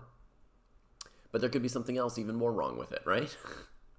It's possible. So, Gukesh is away from the board, by the way, which is why we like That's when he spent all that time checking. Like, when are you going to go to the bathroom? Are you almost ready to go to the bathroom?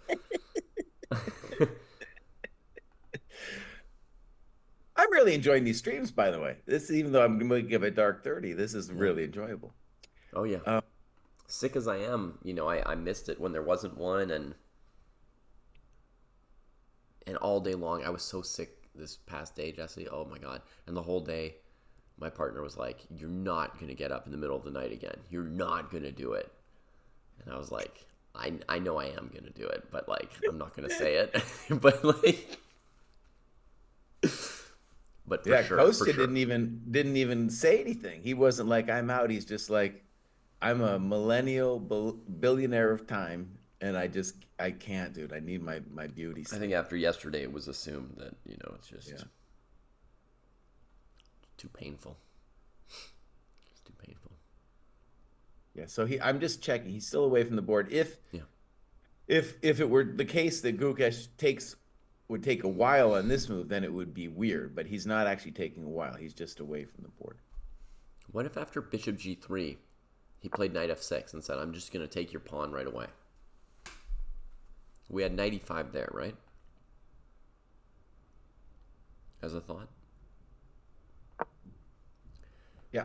Also, David, I don't really like it, but we're just going to mention that g5 could also be a thought here. For white?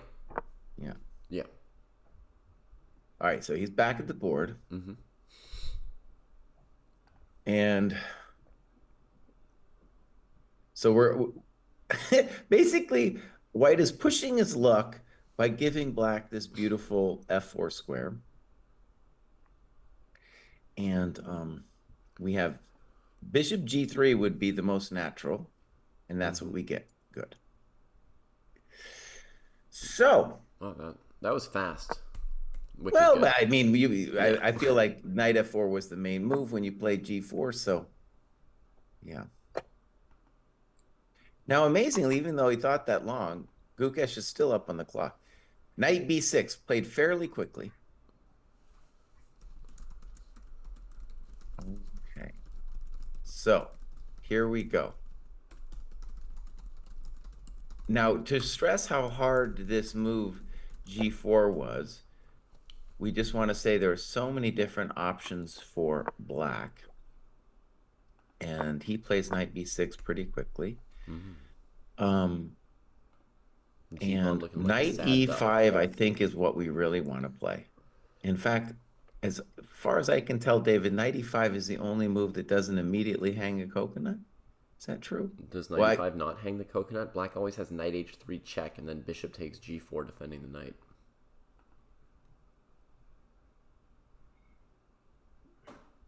No, maybe even that hangs the coconut. Yeah. And we're just going to say bishop takes f4 is not what we want.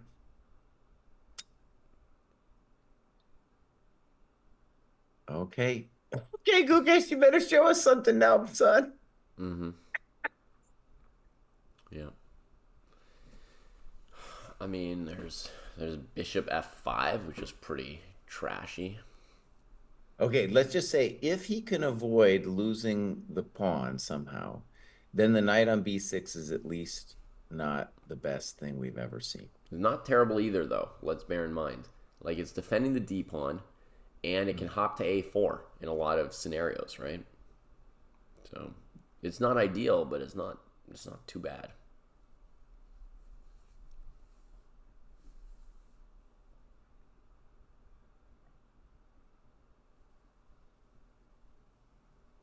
Okay, one completely wacky idea Yeah.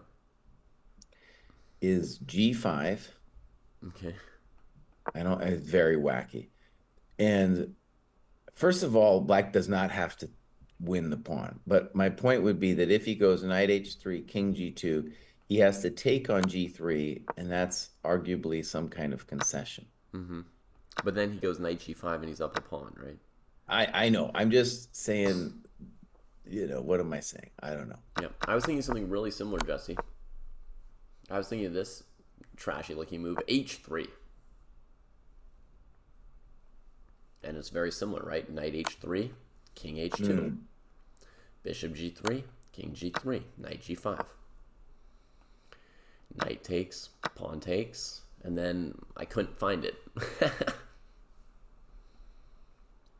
Oh, I have a lot of that h3. That's at least a good idea, David. Mm-hmm.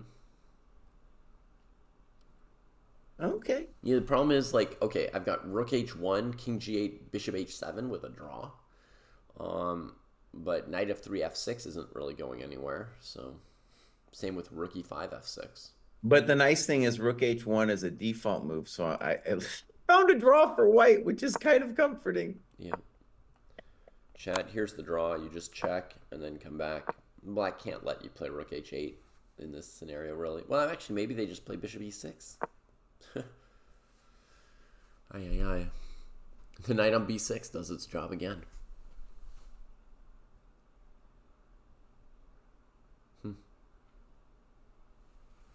That was a cool idea, David, but unfortunately, I can't make it work either. Yeah, yeah. Wait a second. Maybe can you go back to where you played knight g5? Yeah. How about I play knight e5 there? Okay. So try and keep some more tension. You've got the g6 square still. Yeah. I could make an argument for compensation They could here. try, but I think I'm going to just slaughter white here with some direct move. I hope to just behead the beast. Knight e6, f4, g5. This is insane. I don't have the power to do this. Right. So let's just say before we get deep F4, that if you went into this variation, like as white or black, you could. The issue is like because black is down in development, that's why we can hope that it's not going to work out. Yeah. And David, by the way, is always in our variations. He's always trying to do the friskiest thing. And Ding is not interested in the friskiest thing. Maybe rook h1 here. And if king g7, it's friskier. Now we play f6. Get in on h6 with check. And then target f7, bishop e6. Next knight comes. Rook gets to g8 in time. Knight Dude, g5. if he plays, he might play h3. That would, and then you win, David. You win the battle of the internet if you found h3 because that's some highfalutin stuff, dude. Boom. So remember when we talked about the dynamics 3 million years ago? Our king was worse than black's king, but lo, we've given up a pawn, and yeah, we got a little something going on. I tried out one very long variation there, chat, and I would say that variation was pretty plausible for white. Let me try to improve on it, David. Okay. So instead of knight e5, let's try knight h4. Ooh. Now you're getting really sneaky.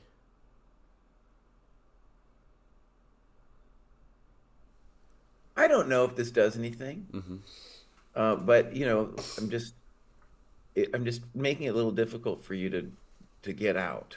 Okay, I'm gonna play a real limp move, bishop d7. Just trying to get out. I think your knight e6 might also be fine, but anyways, let's keep going. So f4. Now I play it. Knight e6. And now white has kind of a big choice. I have knight f5. Knight f3. And I don't want to play f5 anymore.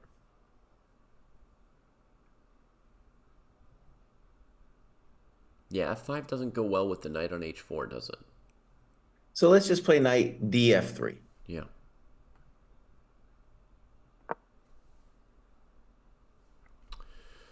Rook to e8.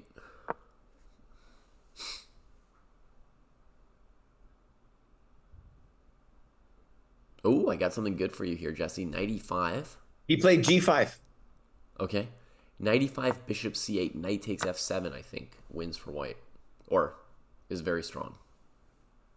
Good. No, I thought that was an interesting... Dude, you're H3. I thought it was an interesting move. And as we were talking about it, G5 has some similarities to this in that if Black now plays knight H3, king G2, he's going to liberate our king, basically, Yeah. by allowing us to recapture with the bishop. Now, David's variation at first seemed better than this to me. Mm-hmm. For one, because Black doesn't have to play knight H3 here. Right. Like, if you just look at the position, let's just say Black plays bishop E6. Mm-hmm. Why would we think that Black has problems? Because white trades on H6. And then knight E5. And then knight E5.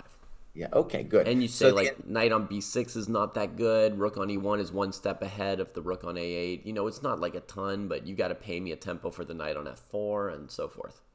Okay, good. So what we're going to claim with G5 is that first of all, the immediate knight E5 was no bueno because of snip on E5, knight H3 check, and then bishop G4. Right, so that was the first thing. So G5, this G5 is trying to get out of that mess. And then, well, we can see why he was, I mean, he was probably, by the way, not only did Black have knight B6 on move 18, he had other moves, but then, you know, he had to calculate all of this stuff out. So, all right, G5 happens. Mm-hmm. Knight H3 check. Let's go to the main, what we're going to call the main line. King G2. Bishop takes G3, looks forced. Mm-hmm. And now let's just pause for a second to see if we can find some ideas here.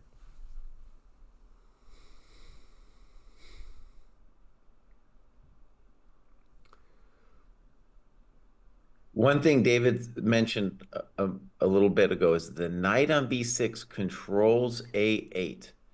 And it actually might be a thing if our rook has dreams on the H file, those dreams involve checking on H8 and winning the rook on A8.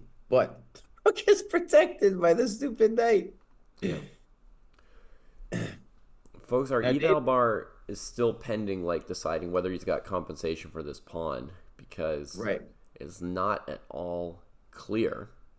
In David's by the way, in David's H3 variation, I was beginning to think like, oh, maybe there is compensation there. Yeah, I was starting to here I'm not sure yet. So David's automatically played HG. I was toying with other ideas. I don't understand what those ideas really are. Now, after HG, David instantly played knight G5, but HG5, as far as I could tell, is also eminently playable. Interesting. Which, you know, if I'm trying to calculate this as white, the fact that he's got two options makes me even scarier. Yeah, by the way, he didn't take the pawn. He played HG. And I was also thinking this was possible, Jesse, but I was prioritizing, you know, the variation where he wins a pawn, right? The idea here, I think, is just to trade knights on H3. No, that's not possible because bishop D6 hangs. Well, it's not good. You could play so wait, let's just talk about this here, buddy. Mm-hmm. Basically, H takes G5 says, Gukesh, I trust you, and I'm not going to take no pawn. But we didn't really figure it out. Did not see it. I mean, we would have needed another 20, 30 minutes to try and get to what Ding was looking at. Merles is convinced knight H3 was just bad. Wow. How? Okay, so bishop takes.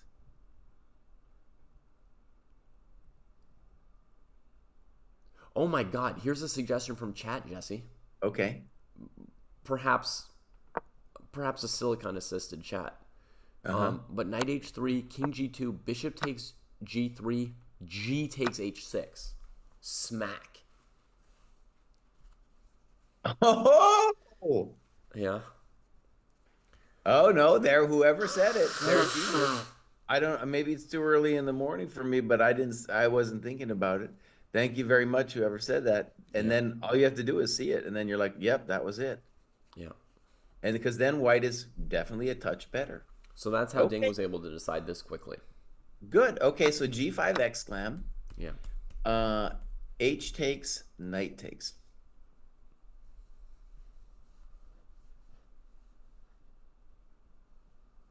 Maybe white has a little something, something. Um, So just to be clear, the reason we might have a little something, something is because the knight on B6 is a little funky. okay, so white has a threat here, Jesse. It's mate in 2. Knight Yeah. H7. I mean, every black move avoids it, basically, but let's just show this real quick, folks, so you can understand uh, just the concept that white might have something, right? That black might have some questions to solve, right? White is threatening to really get into some squares in black's position because bishop c8 and rook a8 are on the back rank. So black needs to prioritize getting those pieces out. Let's look at the most straightforward move first, Jesse, just because it'll be easier. That's what I do when I'm playing a game. You know, if there's a variation that's really simple, I try to evaluate it first. So knight h3 check.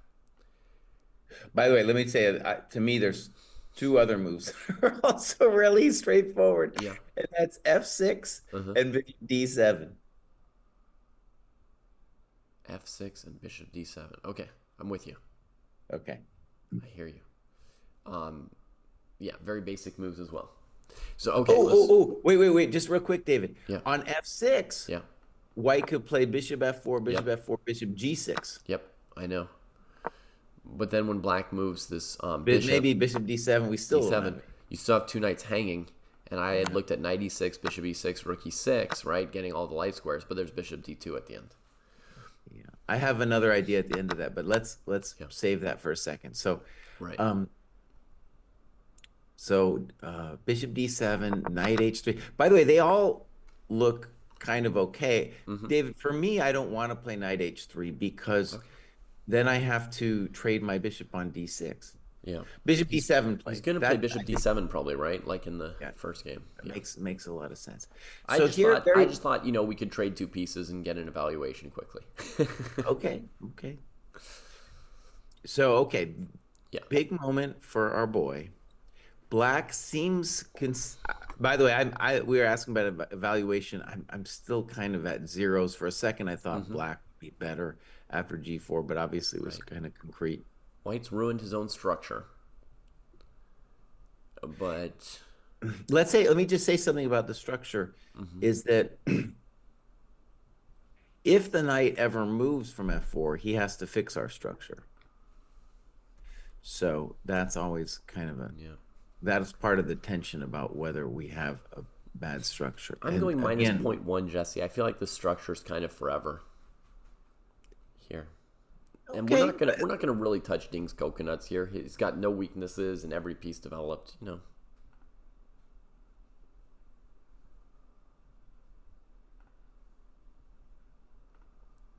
And especially, I mean, this F6 move is kind of going to shut me down. I want to play knight D to F3 here, but then I don't know what I'm doing after F6. Okay, so let's say the candidates for white here are knight F3 or knight F1. And as we've said like 1,000 times already, it's the story of this knight on D2. By the way, another thing the bishop D7 introduces is a simple knight A4 at some point. Yep.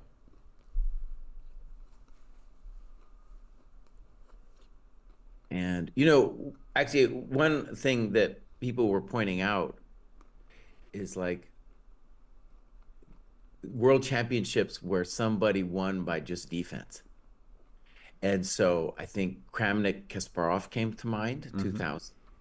But this one we could start talking about it that way because white is the one doing flailing tricks and black is just playing solid moves. And white now, for example, in this position, I think has to prove something. Yeah. Like we got a tempo or two and we need to do something with it or we will be a little worse. Yeah. For example, here's just a super basic line, folks, that I looked at before changing my evaluation. Knight f3, f6. Knight on g5 is looking pretty stuck, so I trade on f4 to get the e6 square. Black takes, I take, and black plays super basic rook e8. Okay, so if you look at this, it's just an opposite colored bishop ending where you've got split pawns and black's dark square bishop is, ready to come to c1 at some point. And, your knight on f3 is dominated and you're just flailing. Okay, he played knight gf3, which is doesn't feel like an inspirational, motivational speech, if you know what I mean. Right. Okay. But what he is saying is the piece isn't trapped. And if you play f6, he can play knight h4 and actually make use of those squares. And if you don't play f6, he can go knight e5. And again, be ready to answer f6 with, knight g6, bishop f4, that kind of stuff. So, okay, I'm gonna change my eval. Yeah. I'm gonna also go down a little bit here. Yeah, I'm gonna go even a little bit further than I was at.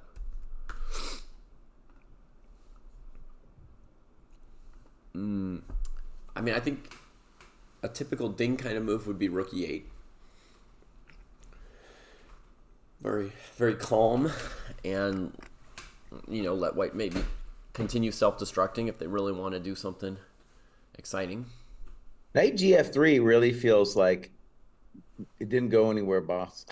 And now I'm gonna try to hold it together. Yeah, which is, by the way, an important switch to make when things aren't working out, right?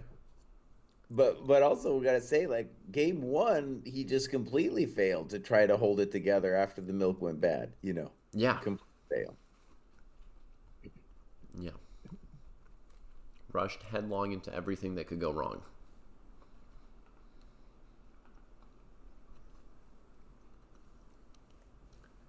Yeah, so black seems like they have several good moves. I do think f6 is totally playable. And rook e8 is definitely, let's call it, the most natural.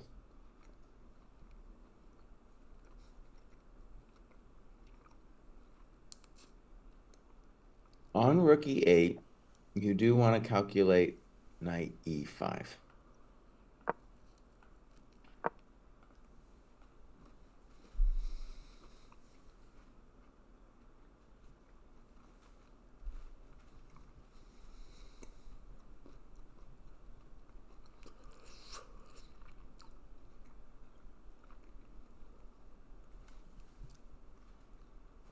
Yeah. It's an interesting argument. Is black even being put? Maybe black's being asked some questions here. It's a little hard for me to imagine. So, How about black trades? If you go to e5. Right. Okay, we could try that out. I don't know if you want to trade rooks or not. No, let's stay with the pawn first. And then I play this interesting move, knight d3.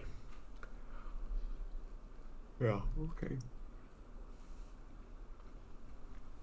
All right, let's say I take that thing. So suddenly I'm switching around and I'm trying to play as if the bishop on g3 is bad. After so long, we were trying to, keep the dark squared bishops for both sides.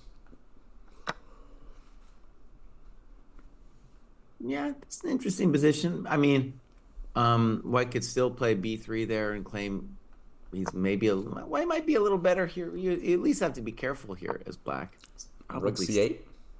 Rook c1. I was waiting for b3. Rook c1. And then here, you guys, the opposite color bishops do feel kind of drawish here, but white now has at least the idea of putting his king like on e3 or d4. All right, I keep just gunning forward here. I play d4. Just trying it out. Playing like an engine, very tactical stuff here. You play c4 probably, right? Okay. Then I go knight d5. Okay, see, David's wiggling. Yeah, wiggling. I mean, I'm trying to really bother white as black, honestly. Like, okay, I'll play rook takes e5 then on move 23 just to see if that's something I should have done. So you were a little uncomfortable there. I don't know. Okay, I'm doing the same business without the rooks. Going to d3. But let's just say something real clear. Black at that point can do a variety of things. Like David's going to take us down a little hole here, which is fine. But Black can do a variety of things, and we just got to say he's fine. Yeah. You know, totally fine. Yeah. So b3, snip, snop. I think b3 is probably reasonable. And this is just a dead position. It's completely dead. Yeah. I don't know if knight d3 is the most accurate, but there's nothing going on here. Yeah. And I honestly, if Gukesh can get to a completely drawn position, maybe you should. Not so bad. You can fight again tomorrow, my friend. Yeah. You can fight again tomorrow. Maybe bad for the fans. Maybe your opening didn't work out, yada, yada. Yeah. But if you play g4 and don't lose, that's maybe a good thing. I had thought I might have something here for Black, but White has just f3, and then the king comes to e3. And nothing really going on, as Jesse says. Pretty dead. Why is Black slightly better? At the moment, Drunken Plock, White is the one who has to prove something because they've got this isolated H-pawn, which is just slightly bad. On top of that, Black's got some space on the queen side, you know, and they've got this idea like knight a4. Well, I think you need to be more precise as White here than as Black to try and keep things going. And then knight on f4 is a good piece. I think we have a move. Rook e8. I thought f6 might have been playable, and maybe that was the most ambitious. And I think we just looked probably at the game continuation now with knight e5, bishop e5, rook e5. After f6, knight h4, what do you do? Well, I was going to decide not to resign immediately. Well, yeah, of course. And I was going to play rook e8. Rook e8. Okay. That's pretty reasonable. I need some tension. I need some fire. Anyways, this is us. If White wants equality here, I think he can get equality. So yeah, easily. I mean, I could play knight g6, bishop d6, check. Right? I'm golden here. Yeah. Okay. Okay. I was thinking maybe rook e3. Keep playing a little. So rook e8. Let's stay with the game. Yeah, rook e8.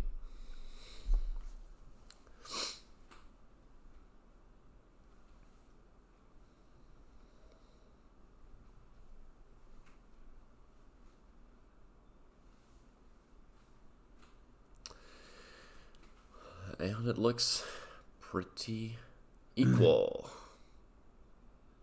Okay, but the move I was thinking of in that f6 position, maybe he could play here, Jesse, which would be rook e3. No, he's just played knight e5. Okay. Good enough. Oh, we called that one. Yeah. So I'm going to go back to minus 0.1 because I think, you know, even though visually Black's better, I think if we go straight into this opposite colored bishop position, bishop e5, rook e5, I think, you know, it's getting pretty symbolic for Black very quickly here. Oh, he took very quickly. Yeah. Let me look at their faces. Let me see if they've got the we know it's a draw face on. I mean, Gukesh never does. He just always keeps playing like it's a deep position. Yeah.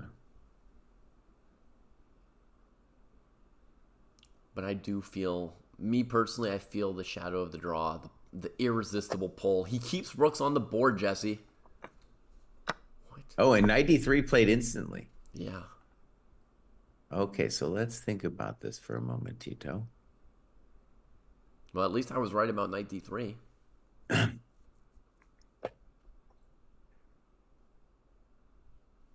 Hello. With the rooks on, isn't there a little risk for White? Why did he not trade rooks?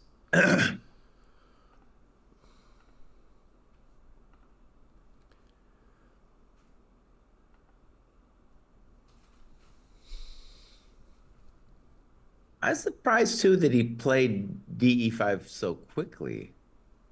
Maybe he's going to play rook e3. But I don't know what rook e3 does because bishop f5, Right. I hold my coconut easily. Yeah, bishop f5.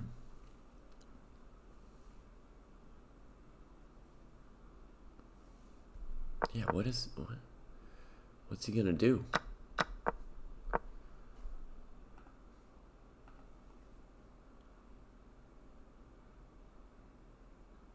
What's going on?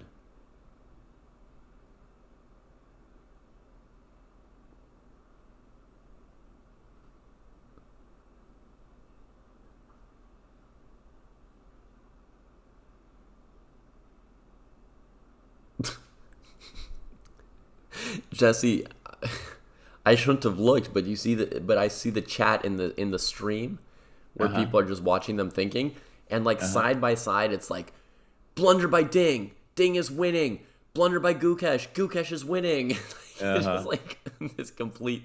At least they're not using engines, right? If they all think the opposite thing at the same time. Well, also, they are watching the stream we're watching where there is no engine. Yeah, And then there's one you can watch with the engine. So these yeah, people are kind of like our spiritual cousins over here. yeah. They just want to see the purity of the board and the faces. I like that. Well, David, show us your variation again, the one we've sparred out, because Okay. that one is the basic, let's call that the basic problem for white. Yeah, I mean, So okay, bishop takes, pawn takes. So right. b3 would be a nice move to stop the knight. Right. So in this position, folks, white might be worried about knight a4 or knight c4. Right. Exactly, So that's right. why Jesse just sort of blitzed out b3 here the first time around. Then Mm-hmm. I blitzed out rook c8 because the c pawn was hanging, and I wanted to make something happen, Right. which is sort of like the first thing I look at in most positions. Jesse's right about that. Then I played d4. And what I'm trying to do is Jesse just hurt my knight with b3. He hurt her bad. And I'm trying to get her back into the game. So I'm playing d4 partly to just be a fancy pants, but partly to get this knight into d5 and back into the game. I got an idea. I got a gross idea for white. Yeah. So after rook c8, let me play the disgusting knight b1. Okay. So you're saying my knight sucks, but yours does too. I'm also, the knight is saying, hey, I'm controlling, your knight's getting controlled, your rook's getting controlled. Mm-hmm. And I have the dream, as discussed earlier, of putting the king on e3.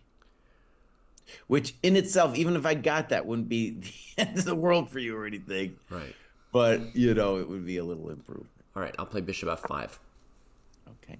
I think also d2 is a move there. Mm-hmm. Bishop f5. Let's play f4. I might regret f4. Wow. F4 seems like the kind of move one regrets. D2? You want to play d2 now? Well, yeah. So one thing actually about it, if white, we're going to look, I guess, at this because it does look dangerous for white. But if I want to, I can play rook d1 to be a real weenie first. Oh, yeah. Faux show. And interestingly, you can still play d2 there, David. When I play rook d1, you can still play d2 because I can't play rook d2. Yeah. I was probably going to. Well, I mean, we can say that black's better here, right? I mean, Okay, let me just see if I come up with a better move besides. just compare the bishops, right? Besides f4. Well, okay, let's just say the obvious. The only reason to think white is mild in the game is because the knight on b6 is funky. Mm-hmm. All right, so instead of f4, I'll play rook d1. You'll play rook d1 first. Okay. Yeah. We'll play d2 anyway. Knight d2. Yeah, rook takes the pound. Okay, but now after knight f1, maybe I'm a little better. Knight f1. Maybe he's a little better. He probably didn't see our bishop was coming to e4. Well, my knight's coming e3, and your knight's still 4 is the deal. Okay, I go bishop g4. Interesting.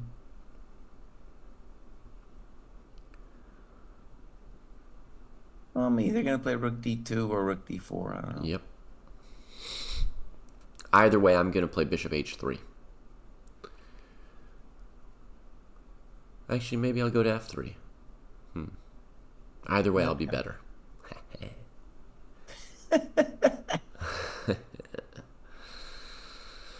Oh, you don't want any of this, dog. No, I'm fine. I'll go rook d4. Rook d4. Okay. Bishop f3. If your knight were playing, I might be in trouble. Yeah. Rook f.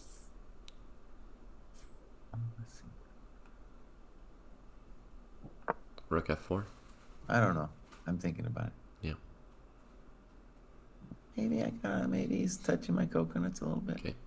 You want to play rook f4? I know. I'm thinking about it. Okay. Not yet. Okay. Bishop f4. Bishop. I was hoping you would play rook f4, Jesse. I was going to play d4. Sack the pawn. Get my piece out. Okay, so wait, let's just recap here and say the obvious. So in this position, knight d3, it was played instantly. Yeah. And one way in which maybe you could rationalize Gukesh taking immediately with the pawn on e5 would be to say, well, if I'm going to play this position for a win or something, then I got to keep the rooks on, just on principle. But then after knight d3, there's actually some concrete problems that dude is facing now. Yeah. I think that d5 was a massive blunder. And while we were talking here, I put the eval bar down quite a bit. But, you know, going out on a limb, right? I could be very wrong. Sometimes I'm very conservative about waiting to really understand the position before I move my eval, but... Let me just say, I believe in this. I believe that that white is totally fine. So let me try again. b3. b3. Rook c8. Rook c8. Knight b1. Knight b1. Maybe you should throw d2 in now, by the way. Yeah, who knows? Your call. I also have bishop g4, which looks very strong. But you want me to try a different move? I mean, I got whatever you think is best. I'm gonna just try to say that white can hold this. All right, I'll just play bishop f5 again. It was fine. All right, so I'm gonna play bishop f4 now. Bishop f4 now. Oh, now you're stopping me. Now he's stopping me. Nice. So you're just dealing with your main problem first, right? Yeah, and then I'll play f3 and king f2 and that stuff. Yeah. Gotcha.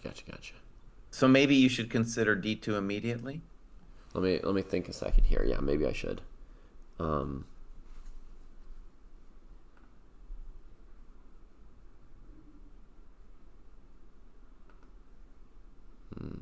There's arguments to say that white really shouldn't be worried at all here.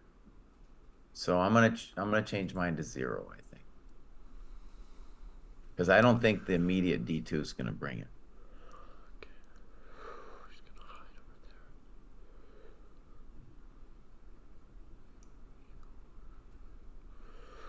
there. Okay. Now this is not to say, by the way, that knight d3 was bad. Right. Just that white, we think, I'm beginning to think that white should just be able to hold this comfortably.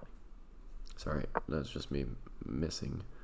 I think Gukesh didn't see this coming, though. He's tanking forever on knight d3. Yeah. So now he's calculating for the first time all this stuff that we're doing on as if he didn't even look at knight d3 or something. I don't know. Weird. It's very weird to me. Yeah, I've been thinking about rook c6, Isaiah, but it wasn't working against f3, king f2. I mean, not working in the sense of not doing anything special. It wasn't, like, bad either. By the way, Dave, there's no alternative after knight d3, right? I got to take that thing. Oh, I mean, I don't know. I didn't look at anything. It looked like there was nothing, yeah. Knight d3, your rook's hanging, pawn's hanging. I mean... Oh, okay. One crazy thought would be, I don't like this too much, but if you really felt you were dying in that other variation, the variation we're looking at, you could play rook b1, knight e5, then rook e1, That would be sadness beyond sadness.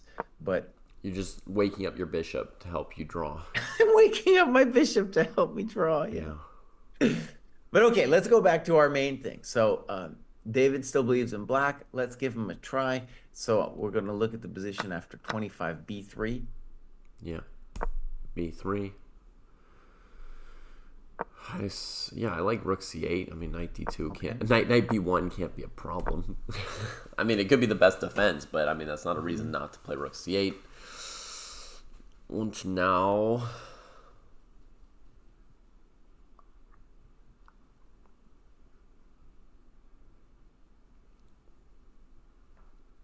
Oh, my stupid knight is killing me. Okay. Right. So let's stress, you guys. The only reason white might live through this madness is the knight on b6 is poor. Okay, I'm playing risky moves, Jesse. I go a5. A5? Yeah. Yeah. Pruess lost his mind again.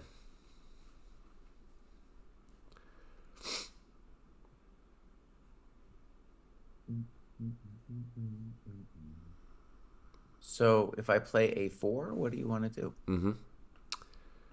I mean, I don't, honestly, you playing a4 doesn't scare me that much. But again, I mean, my idea was to go AB, rook a8, and get a file to support the pawn. I mean, I didn't think it was going to crush you. I just thought it was a little something to do. okay, I think it's dangerous because you're putting that pawn on a dark square. So, I know. I said I was being risky. Yeah. Yeah, but I'm weakening your b3 square this way as well, so that's the point. So I go bishop g4, like before. Right.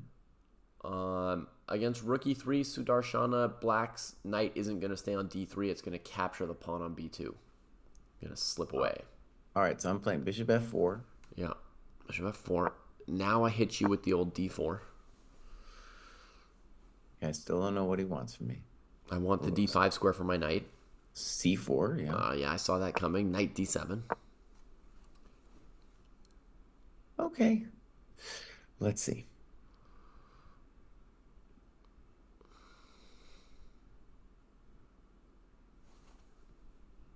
Okay, we do have a move. I think traded on d3, as he had to. As he had to, right? Okay, so now you see what I'm doing. I'm putting my knight on c5. You're going to put your knight on d2. I'm going to put my bishop on e2. And then I'm going to try to maneuver my rook to somewhere like b6 or g6, right? I'm going to come to c6 and try and harass white eventually. I think David's getting a little too frisky here. I'm getting very frisky. What do you do? Rook e4. Rook e4. Oh, you want my pawn? Well, they told me to put the rook behind the passed pawn. Right. So knight c5. Snip. You snip. I think you've snipped one too many times, my friend. Knight e6. Maybe I have. Maybe I've snipped one too many times. Knight e6. Oh, this is what a confluence of hanging pieces for white. All right, rook e4. And then you got me with bishop. Bishop f5. Okay, you got me there. Oh, it felt so good, Jesse. You make it hurt so good. Oh, yeah. Sometimes the love don't feel like it should. You make it hurt so good. Yeah. So I'm trying to get my knight into the game, folks, because it's really been all right. I'll do b6. it. I'll do a take back. Rook e4 was too ambitious. Yeah. We're gonna play bishop c1. Bishop c1. Because chess is basically an easy game. Jesse's an expert at assuming the position, for anyone who doesn't know. That's true. World champ at assuming the position. Bishop e2. No, take that. Take that, you fiend. What? Oh, that hurts so good, too. Okay, I wanted to play f4 anyway. Okay. Oh, God, I taxed him in extra tempo. You don't know how happy I am. Knight c5. Bishop a3. What? That wasn't part of the plan. That's why I played bishop c1, dog. Okay, I thought you were trying to play knight d2, bishop b2 to pressure one of my d-pawns. Maybe I might go back to b2 someday. In fact, maybe wrong. knight d2 is more flexible. Okay, we got to move. Yeah. F3. Okay, so he lets the knight do its deed on a4 or c4, rather than weakening the c-file. Okay. So Skibik maybe says this. that Gukesh's face does not look fine. So F3 has a certain amount of sense. So the first thing I want to say, David, is if you play knight C4, I think the very simple claim is I'll take you and then play bishop F4 and claim there's no way I'm going to lose that thing. Yeah. I'm just And quickly then checking Gukesh's face. I can't check his face, Mo. Yeah, he looks a little like unhappy and worried a little bit. I don't I know, worried. He might be unhappy. I get being unhappy. Okay, so I think though that in this position, knight c4 does nothing special for black, and that knight a4 is the big question. Okay, so knight c4 trade, and then all you have to do is control the d2 square. It's a dark square. You got it. Yeah. So let's try knight a4, which is what we were the most terrified of. And what are you thinking, Jesse? Rook b1? I think I got to go with the nasty. Yeah, The I got to nasty, the position.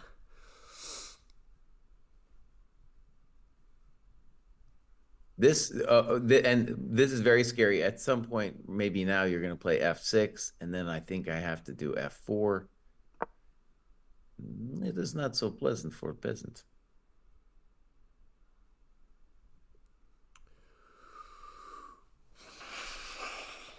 I mean, you got to give black more than a 0 here, Jesse. Oh no, I'm coming around. Yeah. But by the way, I think he played the wrong move. But by the way, let's just give him a chance. Let's give him a chance. Yeah, of course.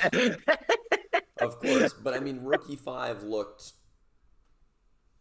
fine, and this. I think my knight unfine. b1 thing looked fine too, if abject. If abject. Now, maybe he's got an idea on knight a4 though. Okay, here's maybe one thought, David. If you check the temperature in the room, they're going to tell you, the chat is going to tell you that after knight b1, you were struggling. Okay, but I think there's maybe an idea after knight a4. Okay. I'm not 100% yet, but let me just think about it. A thought could be that when you take on b2, then I play rook b1. Mm-hmm. So that still begs the question, what cool building move do I have here? Mm-hmm.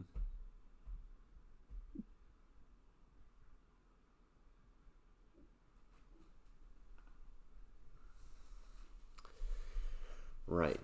We're going to see it. By the way, I think, yeah, we could be here for a while, my friends. We might be here for a while. So knight a4. There's all kinds of candidate moves here. So let me just mention some, like the basic bishop f4, king f2. Mm-hmm. c4 is the real hammer question. C4? Yeah. Oof. It looks super wrong, but I see how actually it could flip things around weirdly. Mm-hmm. I don't think it could actually flip things around, but white could get active. To me, it seems wrong because you're opening up space, and black can get to the d pawn and support it more, right? But after dc4, knight c4, the white knight can come to d6, and that's what I mean by flipping it around, right? Like you're doing stuff too. My big question though is when I flip it around, that d2, that pawn, that pawn is no longer blockaded. Yeah. Okay. Chad has a very basic question. What is this f3 move for? Lucky Fritter, we definitely don't want to know what David Howell is saying because he's just reading an engine. Yeah. Is my understanding. Mm-hmm. So, when you tell us that, it spoils the whole thing for us, right? Who is right? I mean, obviously the computer engine, but that's not what we're here for. Yeah. It's okay. You probably didn't know, but if you're looking at other streams, they're probably mostly just reading out an engine printout. Mm-hmm. Yeah, I definitely think that unless there's a conceptual idea for black after knight c4, dc4, bishop f4. Yeah, but black needs some idea there to tell me that he's crushing me. And maybe there's some crazy f6 right then. Mm-hmm. Maybe. King f2. And then, yeah, even that I don't understand, right? Maybe G5. Maybe some crazy thing like that, right? Maybe G5 because Knight he's got to pick C4 your was version. played, my friends. Yeah. So here's the bummer about this dude telling us this Yeah. is now, Oh yeah.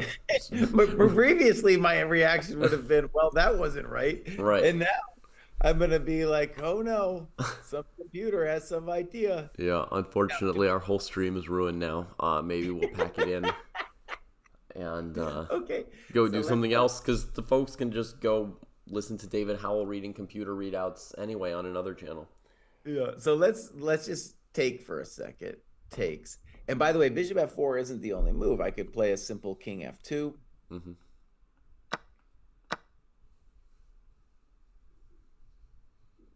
Yeah, king f2 seems, I mean, bishop f4 is Yeah. human and everything, but king f2 is probably the most sensible. I And know if I Lucky get, Fritter, but I'm kind of extrapolating that whatever David Howell says is just what his computer told him. yeah. You know, we have to switch Kostya in for us who doesn't know. That's right, a lie. Okay, let me just say, okay, look, I'm going to be looking for Black's idea here, but let's put David has king f2 on the board. Mm-hmm.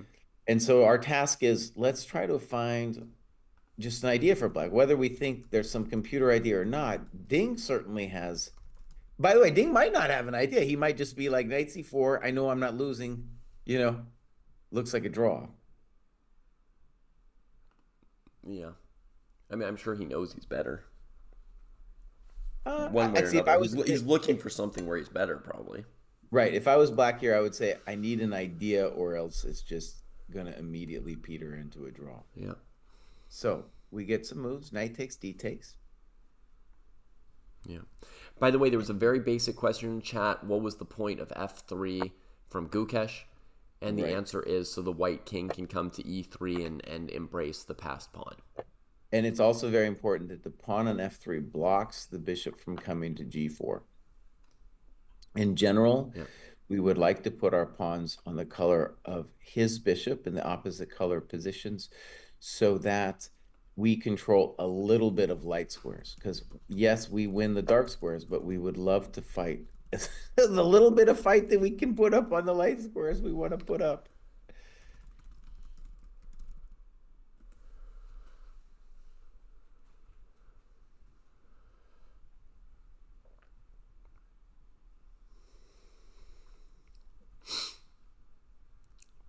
Yeah, I'm not seeing it here for Black.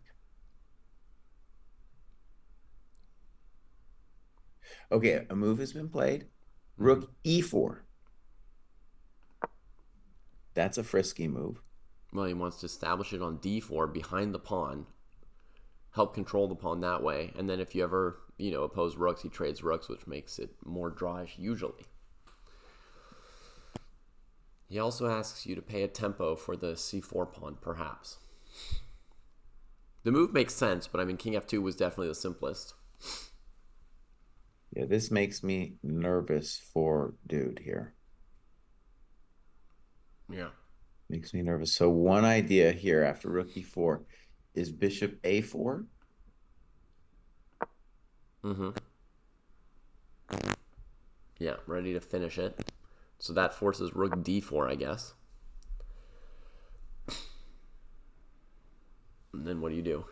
By the way, you also have bishop f4. Yeah, no, I don't believe that stuff. But if you play rook d4, that gives me the option now of f6. And now I think I'm touching your business. Touching my business. Fair enough. Do not really love having my business touched, so I'll play f4.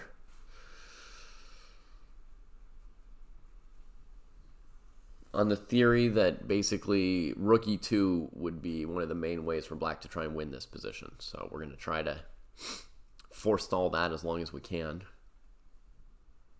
Okay, this position, now that we have this one on the board, this one I can say is clearly better for Black. Well, yeah. Because the pawn on e5 is going to be a chump. My king can go to e6. My rook now has both the f and the h. Yeah, I got a lot of coconuts to start talking to. Mm-hmm. Whew. Okay, so rook e4, bishop a4. I'm not sure about this business here. David, let me just try bishop f4 because otherwise I just feel like f6 is going to crush me or I'm going to be much worse. So you want bishop f4 after bishop a4. Yeah. Okay. So against rook d8, you're playing bishop d2. Well, I can also play then rook d4. Also, I might be getting away with rook takes c4 there because that's why I thought bishop f4 was better, and I thought now black would play b5. Mm-hmm. And I was hoping that white could hold it together here. One basic idea too, at any point is to play bishop c6 takes f3, and then you're going to put it on e2. That should be okay for us, though. I mean, it's a little bit of a pain, but it's not a sure loss.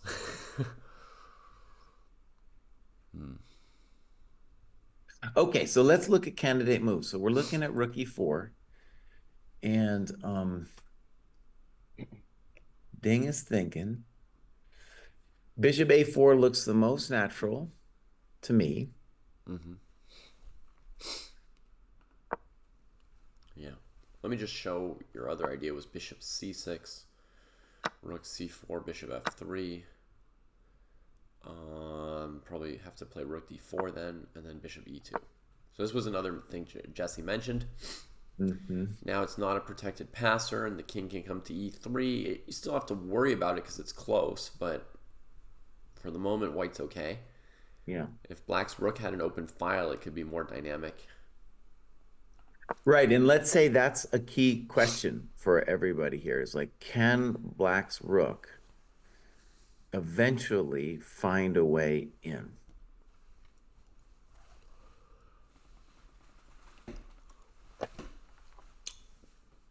All right. Well, David, how about this? Let me try to defend black's honor, okay? And you try to defend your boy's honor. So bishop a4. Sounds unpleasant. Okay. Bishop a4. I play rook d4. I know you wanted bishop f4, but... Oh my God. So I think rook d4 is an example of a mistake because now you're helping me open lines for the rook. Well, he's just played bishop c6, so it's already a moot point. It's already a moot point. Okay, here we got bishop c6. Bishop c6, by the way, might be the move of a man who says this game is basically drawn and I'm just going to keep it nice and safe. Oh, he played rook d4. Why would he keep it safe? He played rook d4. Well, rook c4, rook d8. What do you do? Other than resign. Oh, no. Crispy. Uh-oh. Well, that was a basic miss on my part. So now...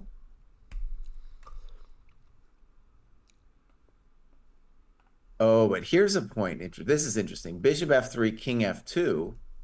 Rook d4 is actually kind of clever. So bishop f3, king f2, and I will get the pawn. No, I will not. Bishop h5. I do not get the pawn.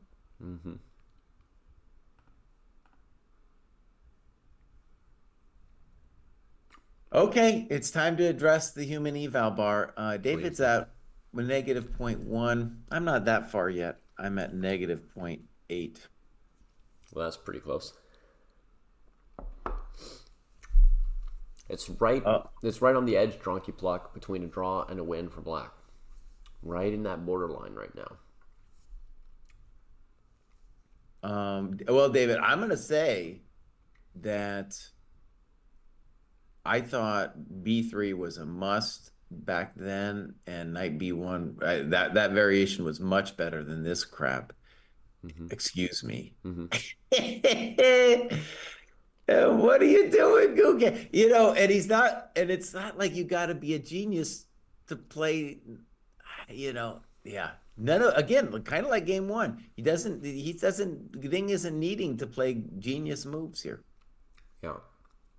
He's very close to having blown this. Because look, this position without the f pawn, there's that f6 lever to get rook e2, right? I mean, ay, ay, ay, ay, ay. How do we keep that rook out, right? Okay, let me try to defend white's honor then. Mm-hmm. So king e3 in this position. Yeah. I think we spend a tempo on b5 as black. Okay. Yeah. Black can't realistically lose. Correct. It's two result. Impossible to lose for black. Impossible.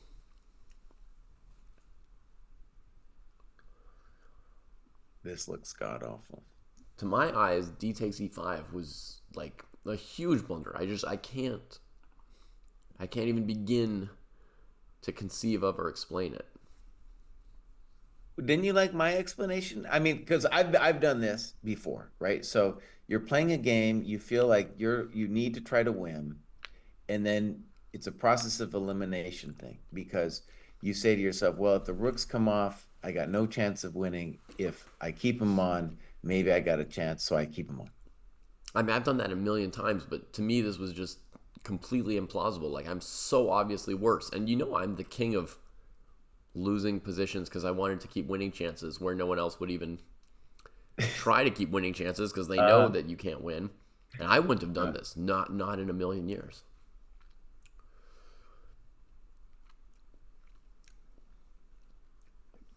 Oh, by the way, I was yelling out the wrong code, everybody. So let me tell you guys the code. Okay. David, you got to fix your code, buddy. It's not WC 2024. It's WC 24. We've been blowing it. I didn't do it. Anyways. I haven't blown anything. I told people it might be WC 24. But it says that on our Twitch stream. It says it on our Twitch stream?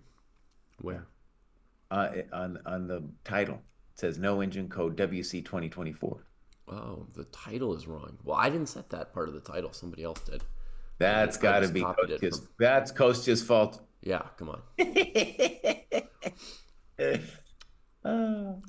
Okay. So we'll fix that. Anyways, guys, let me just tell you this amazing thing. We have a 20% off World Championship sale, not a Black Friday sale. Why? Because David is not a communist. Excuse me, not a capitalist. Excuse me, Dave. He's not a capitalist, so we're not doing no Black Friday. This is a World Championship sale, only available through the World Championship. And 20% off the amazing dojo, man. It's more or less the same thing. All right, David, what I'm going to need here, bud, is I'm going to need to get myself a cup of coffee. And then we're going to come back, and I'm going to try like hell to defend Gukesh's honor. Right now, it's looking highly unpleasant. Highly unpleasant. Yeah. Some moves coming in, too. Bishop f3, king f2, bishop c6. Bishop c6, also another move. Weren't quite... Oh, bishop c6 is a dirty drug, dude. Because what is bishop c6 saying? It's saying, if rook c4, d2, king e2, bishop b5, welcome to the dojo. Wait a second. Wait, but there's rook d4, right? Yeah, what happened there? Okay, wait. He's got a trick. What is his trick? Before He surely got a trick because it looks like the c-pawn's hanging. All right, so rook takes c4. So on d2, we are not allowed to play king e2. But we play rook d4, and we say thank you for the coconut. Okay, so that's not it. Is this a weird miss? Okay. He's rook taking takes the d4. pawn. Yeah. What on earth? I have to see their faces. I mean, are they just, like, blundering today?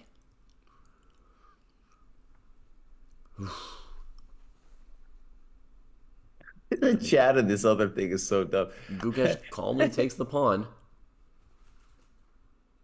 Yeah, it was very calm. I watched it. Why did he do that? What is going on?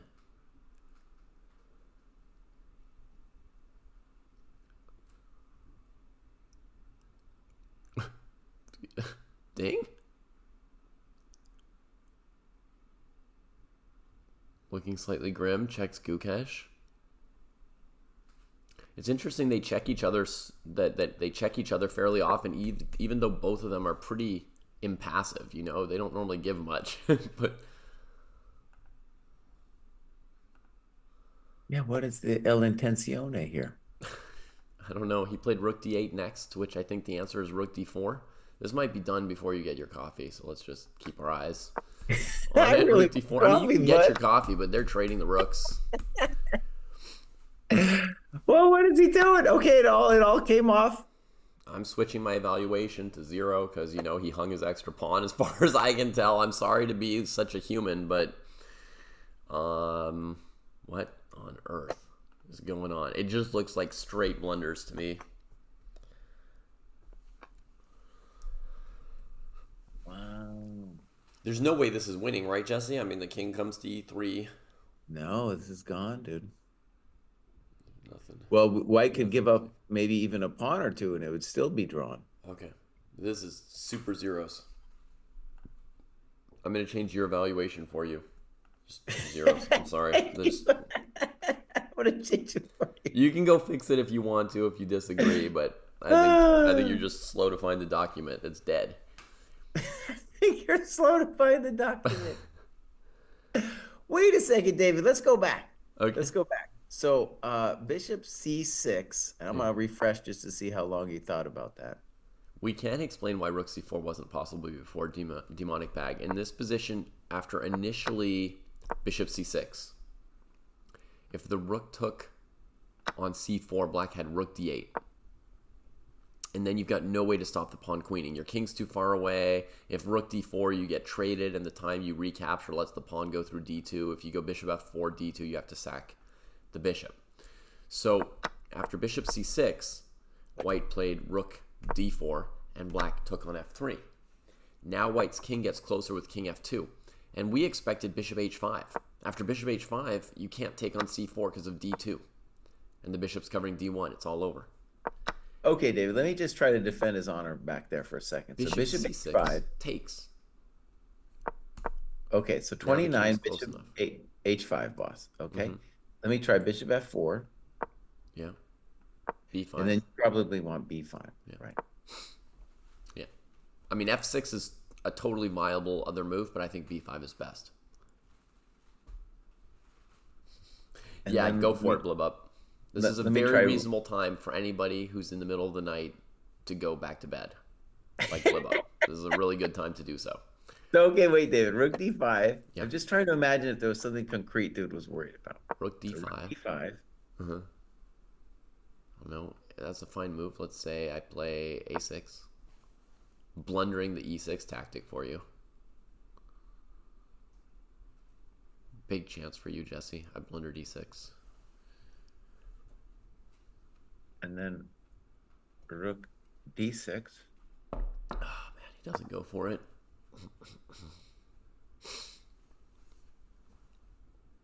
I'm just trying to, okay, we both think bishop h5 looks a lot better than bishop c6. And I'm just trying to understand, are we missing something obvious? No. Come on, boss. All right. Now I play g5 after your rook d6 move. Could we be missing something obvious? No. No. No, sub us in. Sub us into the match, Jesse. We got this. Oh, I might. Well, okay, I have an idea anyways. Yeah. So let me try again. So instead of bishop f4 on move 30, let me try king e3. The d3 pawn has been captured, by the way, Jesse, in the live position. I know, boss. I know. It's the live position is no longer interesting. Okay. So king e3. On which move? On move 30. So bishop h5 and then king e3 directly. Bishop h5, king e3. All right. So guys, we're just doing post-game analysis here. We're essentially saying it's already a draw, this game, okay? Yeah. And we're just thinking about, was there anything back here? So after king e3, you're threatening my c-pawn probably, right? Well, let's guess that, yeah. So let's say I play b5. Now,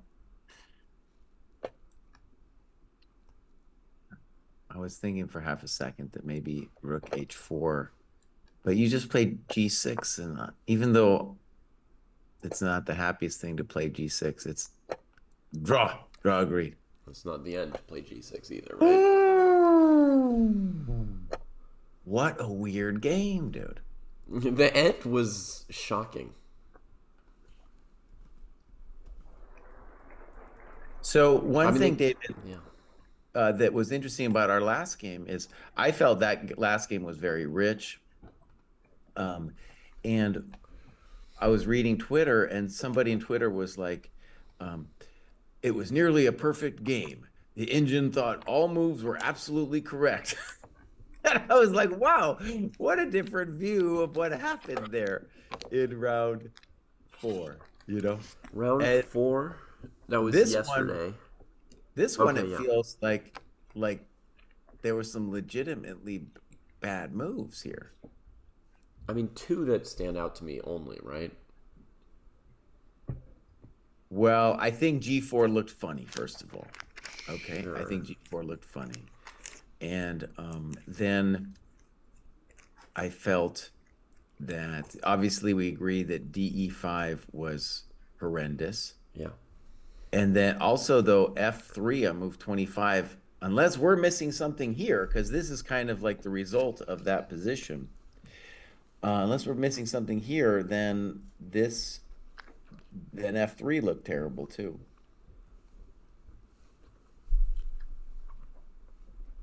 Huh. Yeah. I don't know. Did not. Yeah. The denouement looked pretty bad here. Oof.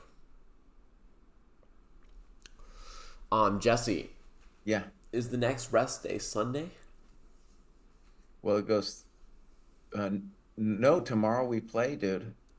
Right. Tomorrow And is. then Monday is the rest day. It's always 3 days Okay, off, one great. day off. Monday's a rest day. Perfect. 3 days on, 1 day off. Perfect. So here's what we should do, Jesse. Okay. We should do a special episode of Endgame Sensei where we play out just endgames from the match. Like this That's thing a here. thought. That's a thought. On Monday, you want to do that. Yeah, on the rest day, we do Endgame Sensei. But just imagine, David, I'm sure there are things you are putting off in your life right now. Yeah. And Monday would be kind of the day to do those things Yeah. that you were putting off. Whew. Okay. Yeah. Well, Does that mean that you have no time on Monday?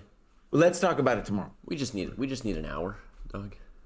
Yeah. Just 1 hour, one little show. I mean, why don't we do this just real quick? Let's just revisit it one last time. Yeah. And I just want to see, like, even if we decide that Bishop H5 is much better, I still want to know, yeah, what white should play. Because I don't know, man. This is kind of freaking me out.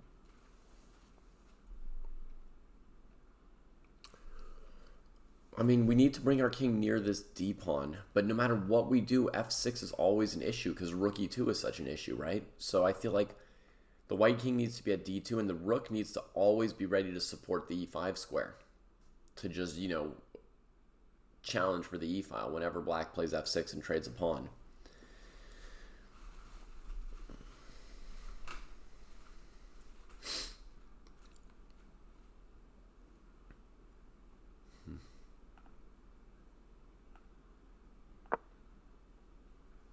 So I'd do like king D2 and then against F6 maybe rook E4 and just sit there and try to hold it. But it does also give black the idea of maybe playing F5 and G5, getting a pawn majority over there. There's so many ideas. I think it's really tough.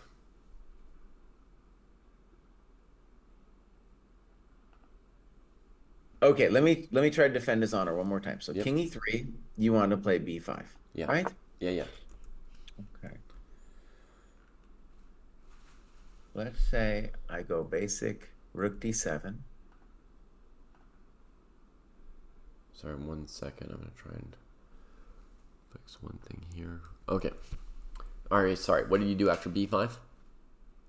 Rook D7. Rook D7. Man, you are friskiness personified.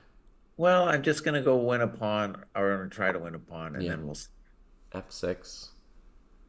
Now, by the way, A6 is definitely also an option. So Sure. F6, rook takes. Mm-hmm. Pawn takes. Rook B7. Mm-hmm. Mm-hmm. Rook D8. And now either bishop E1 or king D2. I don't know. Mm-hmm. I think king D2 is better because after bishop E1, black might have a brilliant move. D2, yeah. Okay, so let's go king E1. I'm just showing chat because we're all instructional and all. Okay. King D2. And now at the worst, you could play rook D5, David. That's just a simple move you can do. And there, we're not doing anything. Okay, so that didn't work. I mean, you're still scrambling for your life. You're still scrambling for your life, wondering how it got to this point. See, actually, let's just put that position on the board with rook D5. Although it looks like the milk has gone bad, and it surely feels that way, we do have at least control over the 7th and of the dark squares. Yeah. So you can blockade with the bishop on E3. I can dream. I can dream about you if I can hold you tonight. For example, maybe B3, David. I don't know. Yeah, okay. Because your king is shut out, maybe I can hold this. Okay, you go B3. I play E4. You're gonna have to bring your bishop to F2. Maybe I should have done that first, but all right. Yeah. So bishop F2. And then I'm gonna play bishop F7. Also, rook G5 looks like a hell of a drug, dude. I mean, just a simple guy defending his pawn chain. No, this looks abysmal.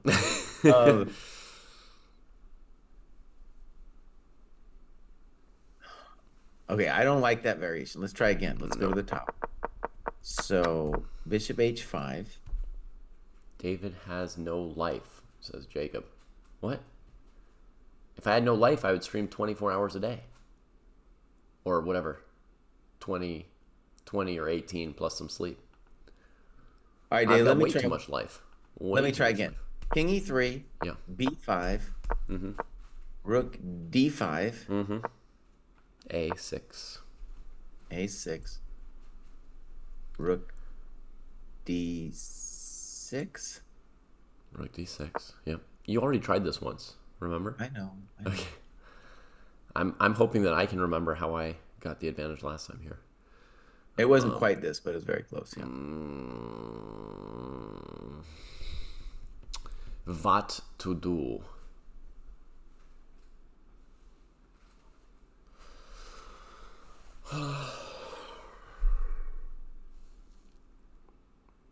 I can dream about you.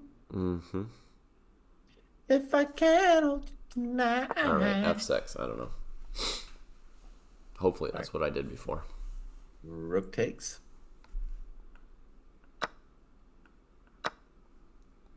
Pawn takes.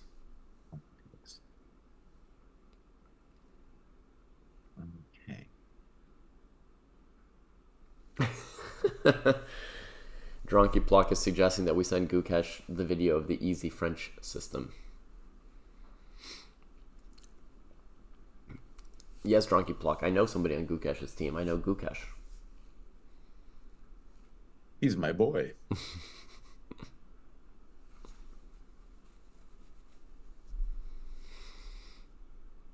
Well, let's just say the obvious. This is not so pleasant for a bit. Yeah. It's a good endgame sensei position, right, Jesse? I don't know. I don't feel like I have a handle on it at all. Well, that's perfect.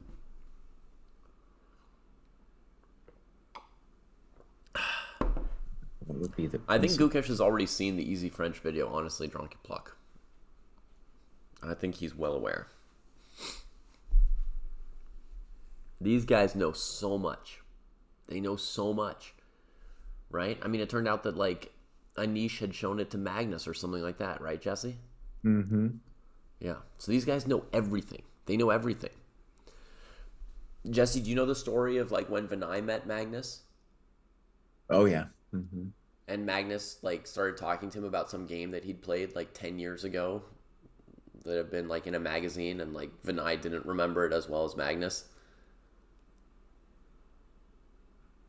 Like, Gukesh probably remembers the lines in your video better than you do or something, right? I mean, they know everything, these guys.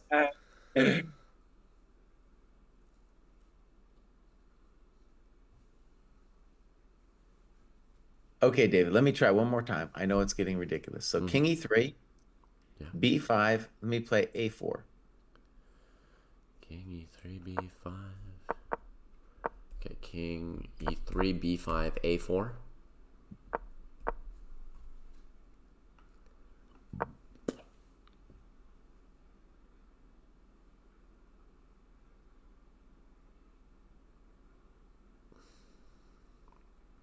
This at least gives you a couple questions.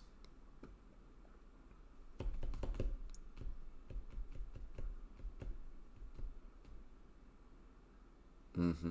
Yeah. Some questions.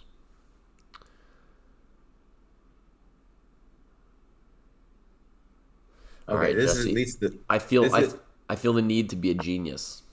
I uh-oh. tried bishop to D1. I'm always trying to be smarter than I need to be, but Yeah. or than I am. All right, so I take your pawn. Thank you very much. Yeah, you may know by now my bishop's destination is B3. Yeah, okay. My rook is going to just do the natural move while he's figuring out what you're doing. Rook D7. Rook D7. Okay, F6. Well, I'm going to take that bad boy. What? Your king's on E3. I know, I'm going to take on A7. Oh, on A7. Oh, sorry, I forgot. All right, I thought you were taking on F6.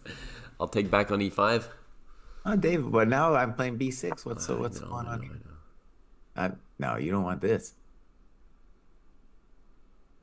Okay, First that didn't work. variation, white survived. That didn't What's quite that? work out. Yeah. All right, let's try something else. So you go bishop B3, rook D7. All right, I'll play rook B8. Instead of F6. Yeah, But then I have E6. I know, Jesse. The coconuts have been touched. I know.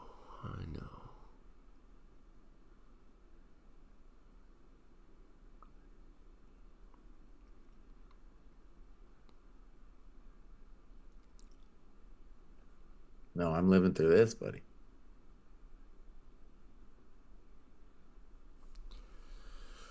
I have dreamed about it, and my coconuts are okay.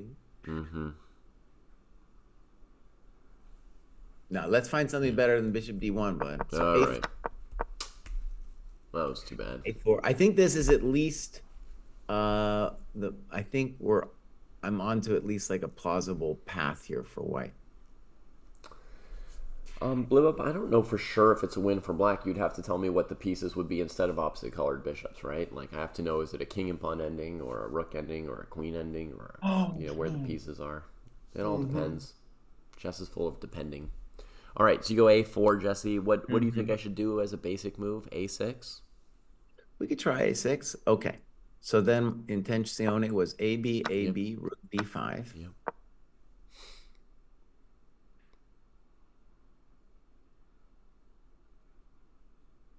And we'll say the obvious what David is thinking, like he needs some way to get his rook in. Yeah.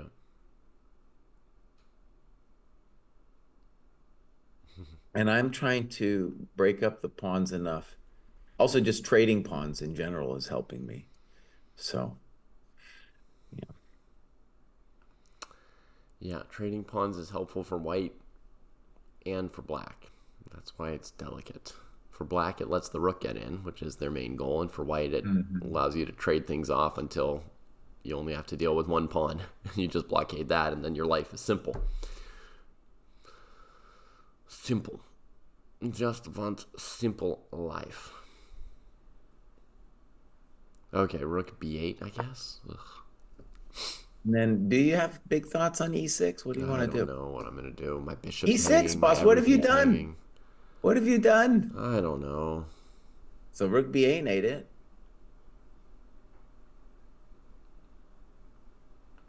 Well, what am I supposed to do? But it ain't rook b8 I because can't deal e6. with this a4 thing at all. Okay, so a4. Okay, this is kind of sort of forced, right? So we're saying king e3. Mm-hmm. And that if I take on c4, I feel like good chances of survival. Mm-hmm. So b5, a4. And of A4's course, nice. we still like black, but, you know, it's a little concrete right now. Yeah. No, I mean a4. I'm having a really hard time not having my entire pawn chain taken apart. First the b pawn, then the c pawn, everything.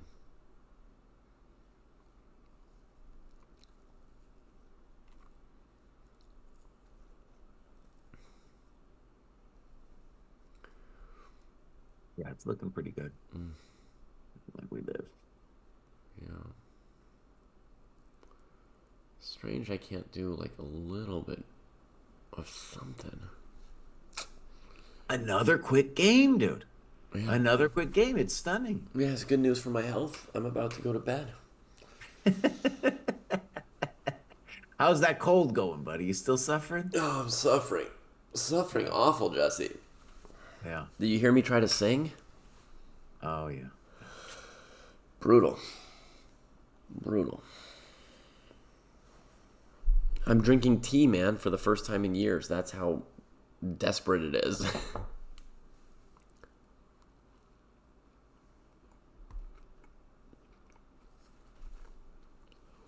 That looks like a4 at least poses some questions.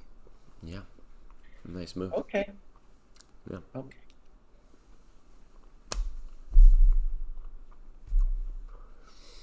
All right. So, Asher, the reason why I gave up after rook b8, e6, and I didn't even play rook e8 because I knew that Jesse saw it all, but white can go bishop d6, check, and e7. And then their passed pawn is as good as black's, if not better. So, I know I can't do anything in that position. Let's see, where's an example of that?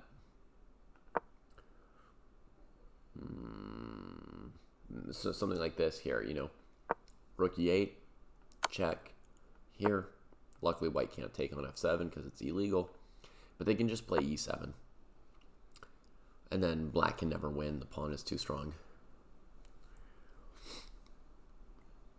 Oh, my last video, I was telling people code WC 2024, man. I probably had some frustrated people yelling F-bombs at me. Kraai, this doesn't work. Yeah, probably. Yeah. That's what happens. You do get into all this Black Friday madness, you know, and then you're part of just a giant horror.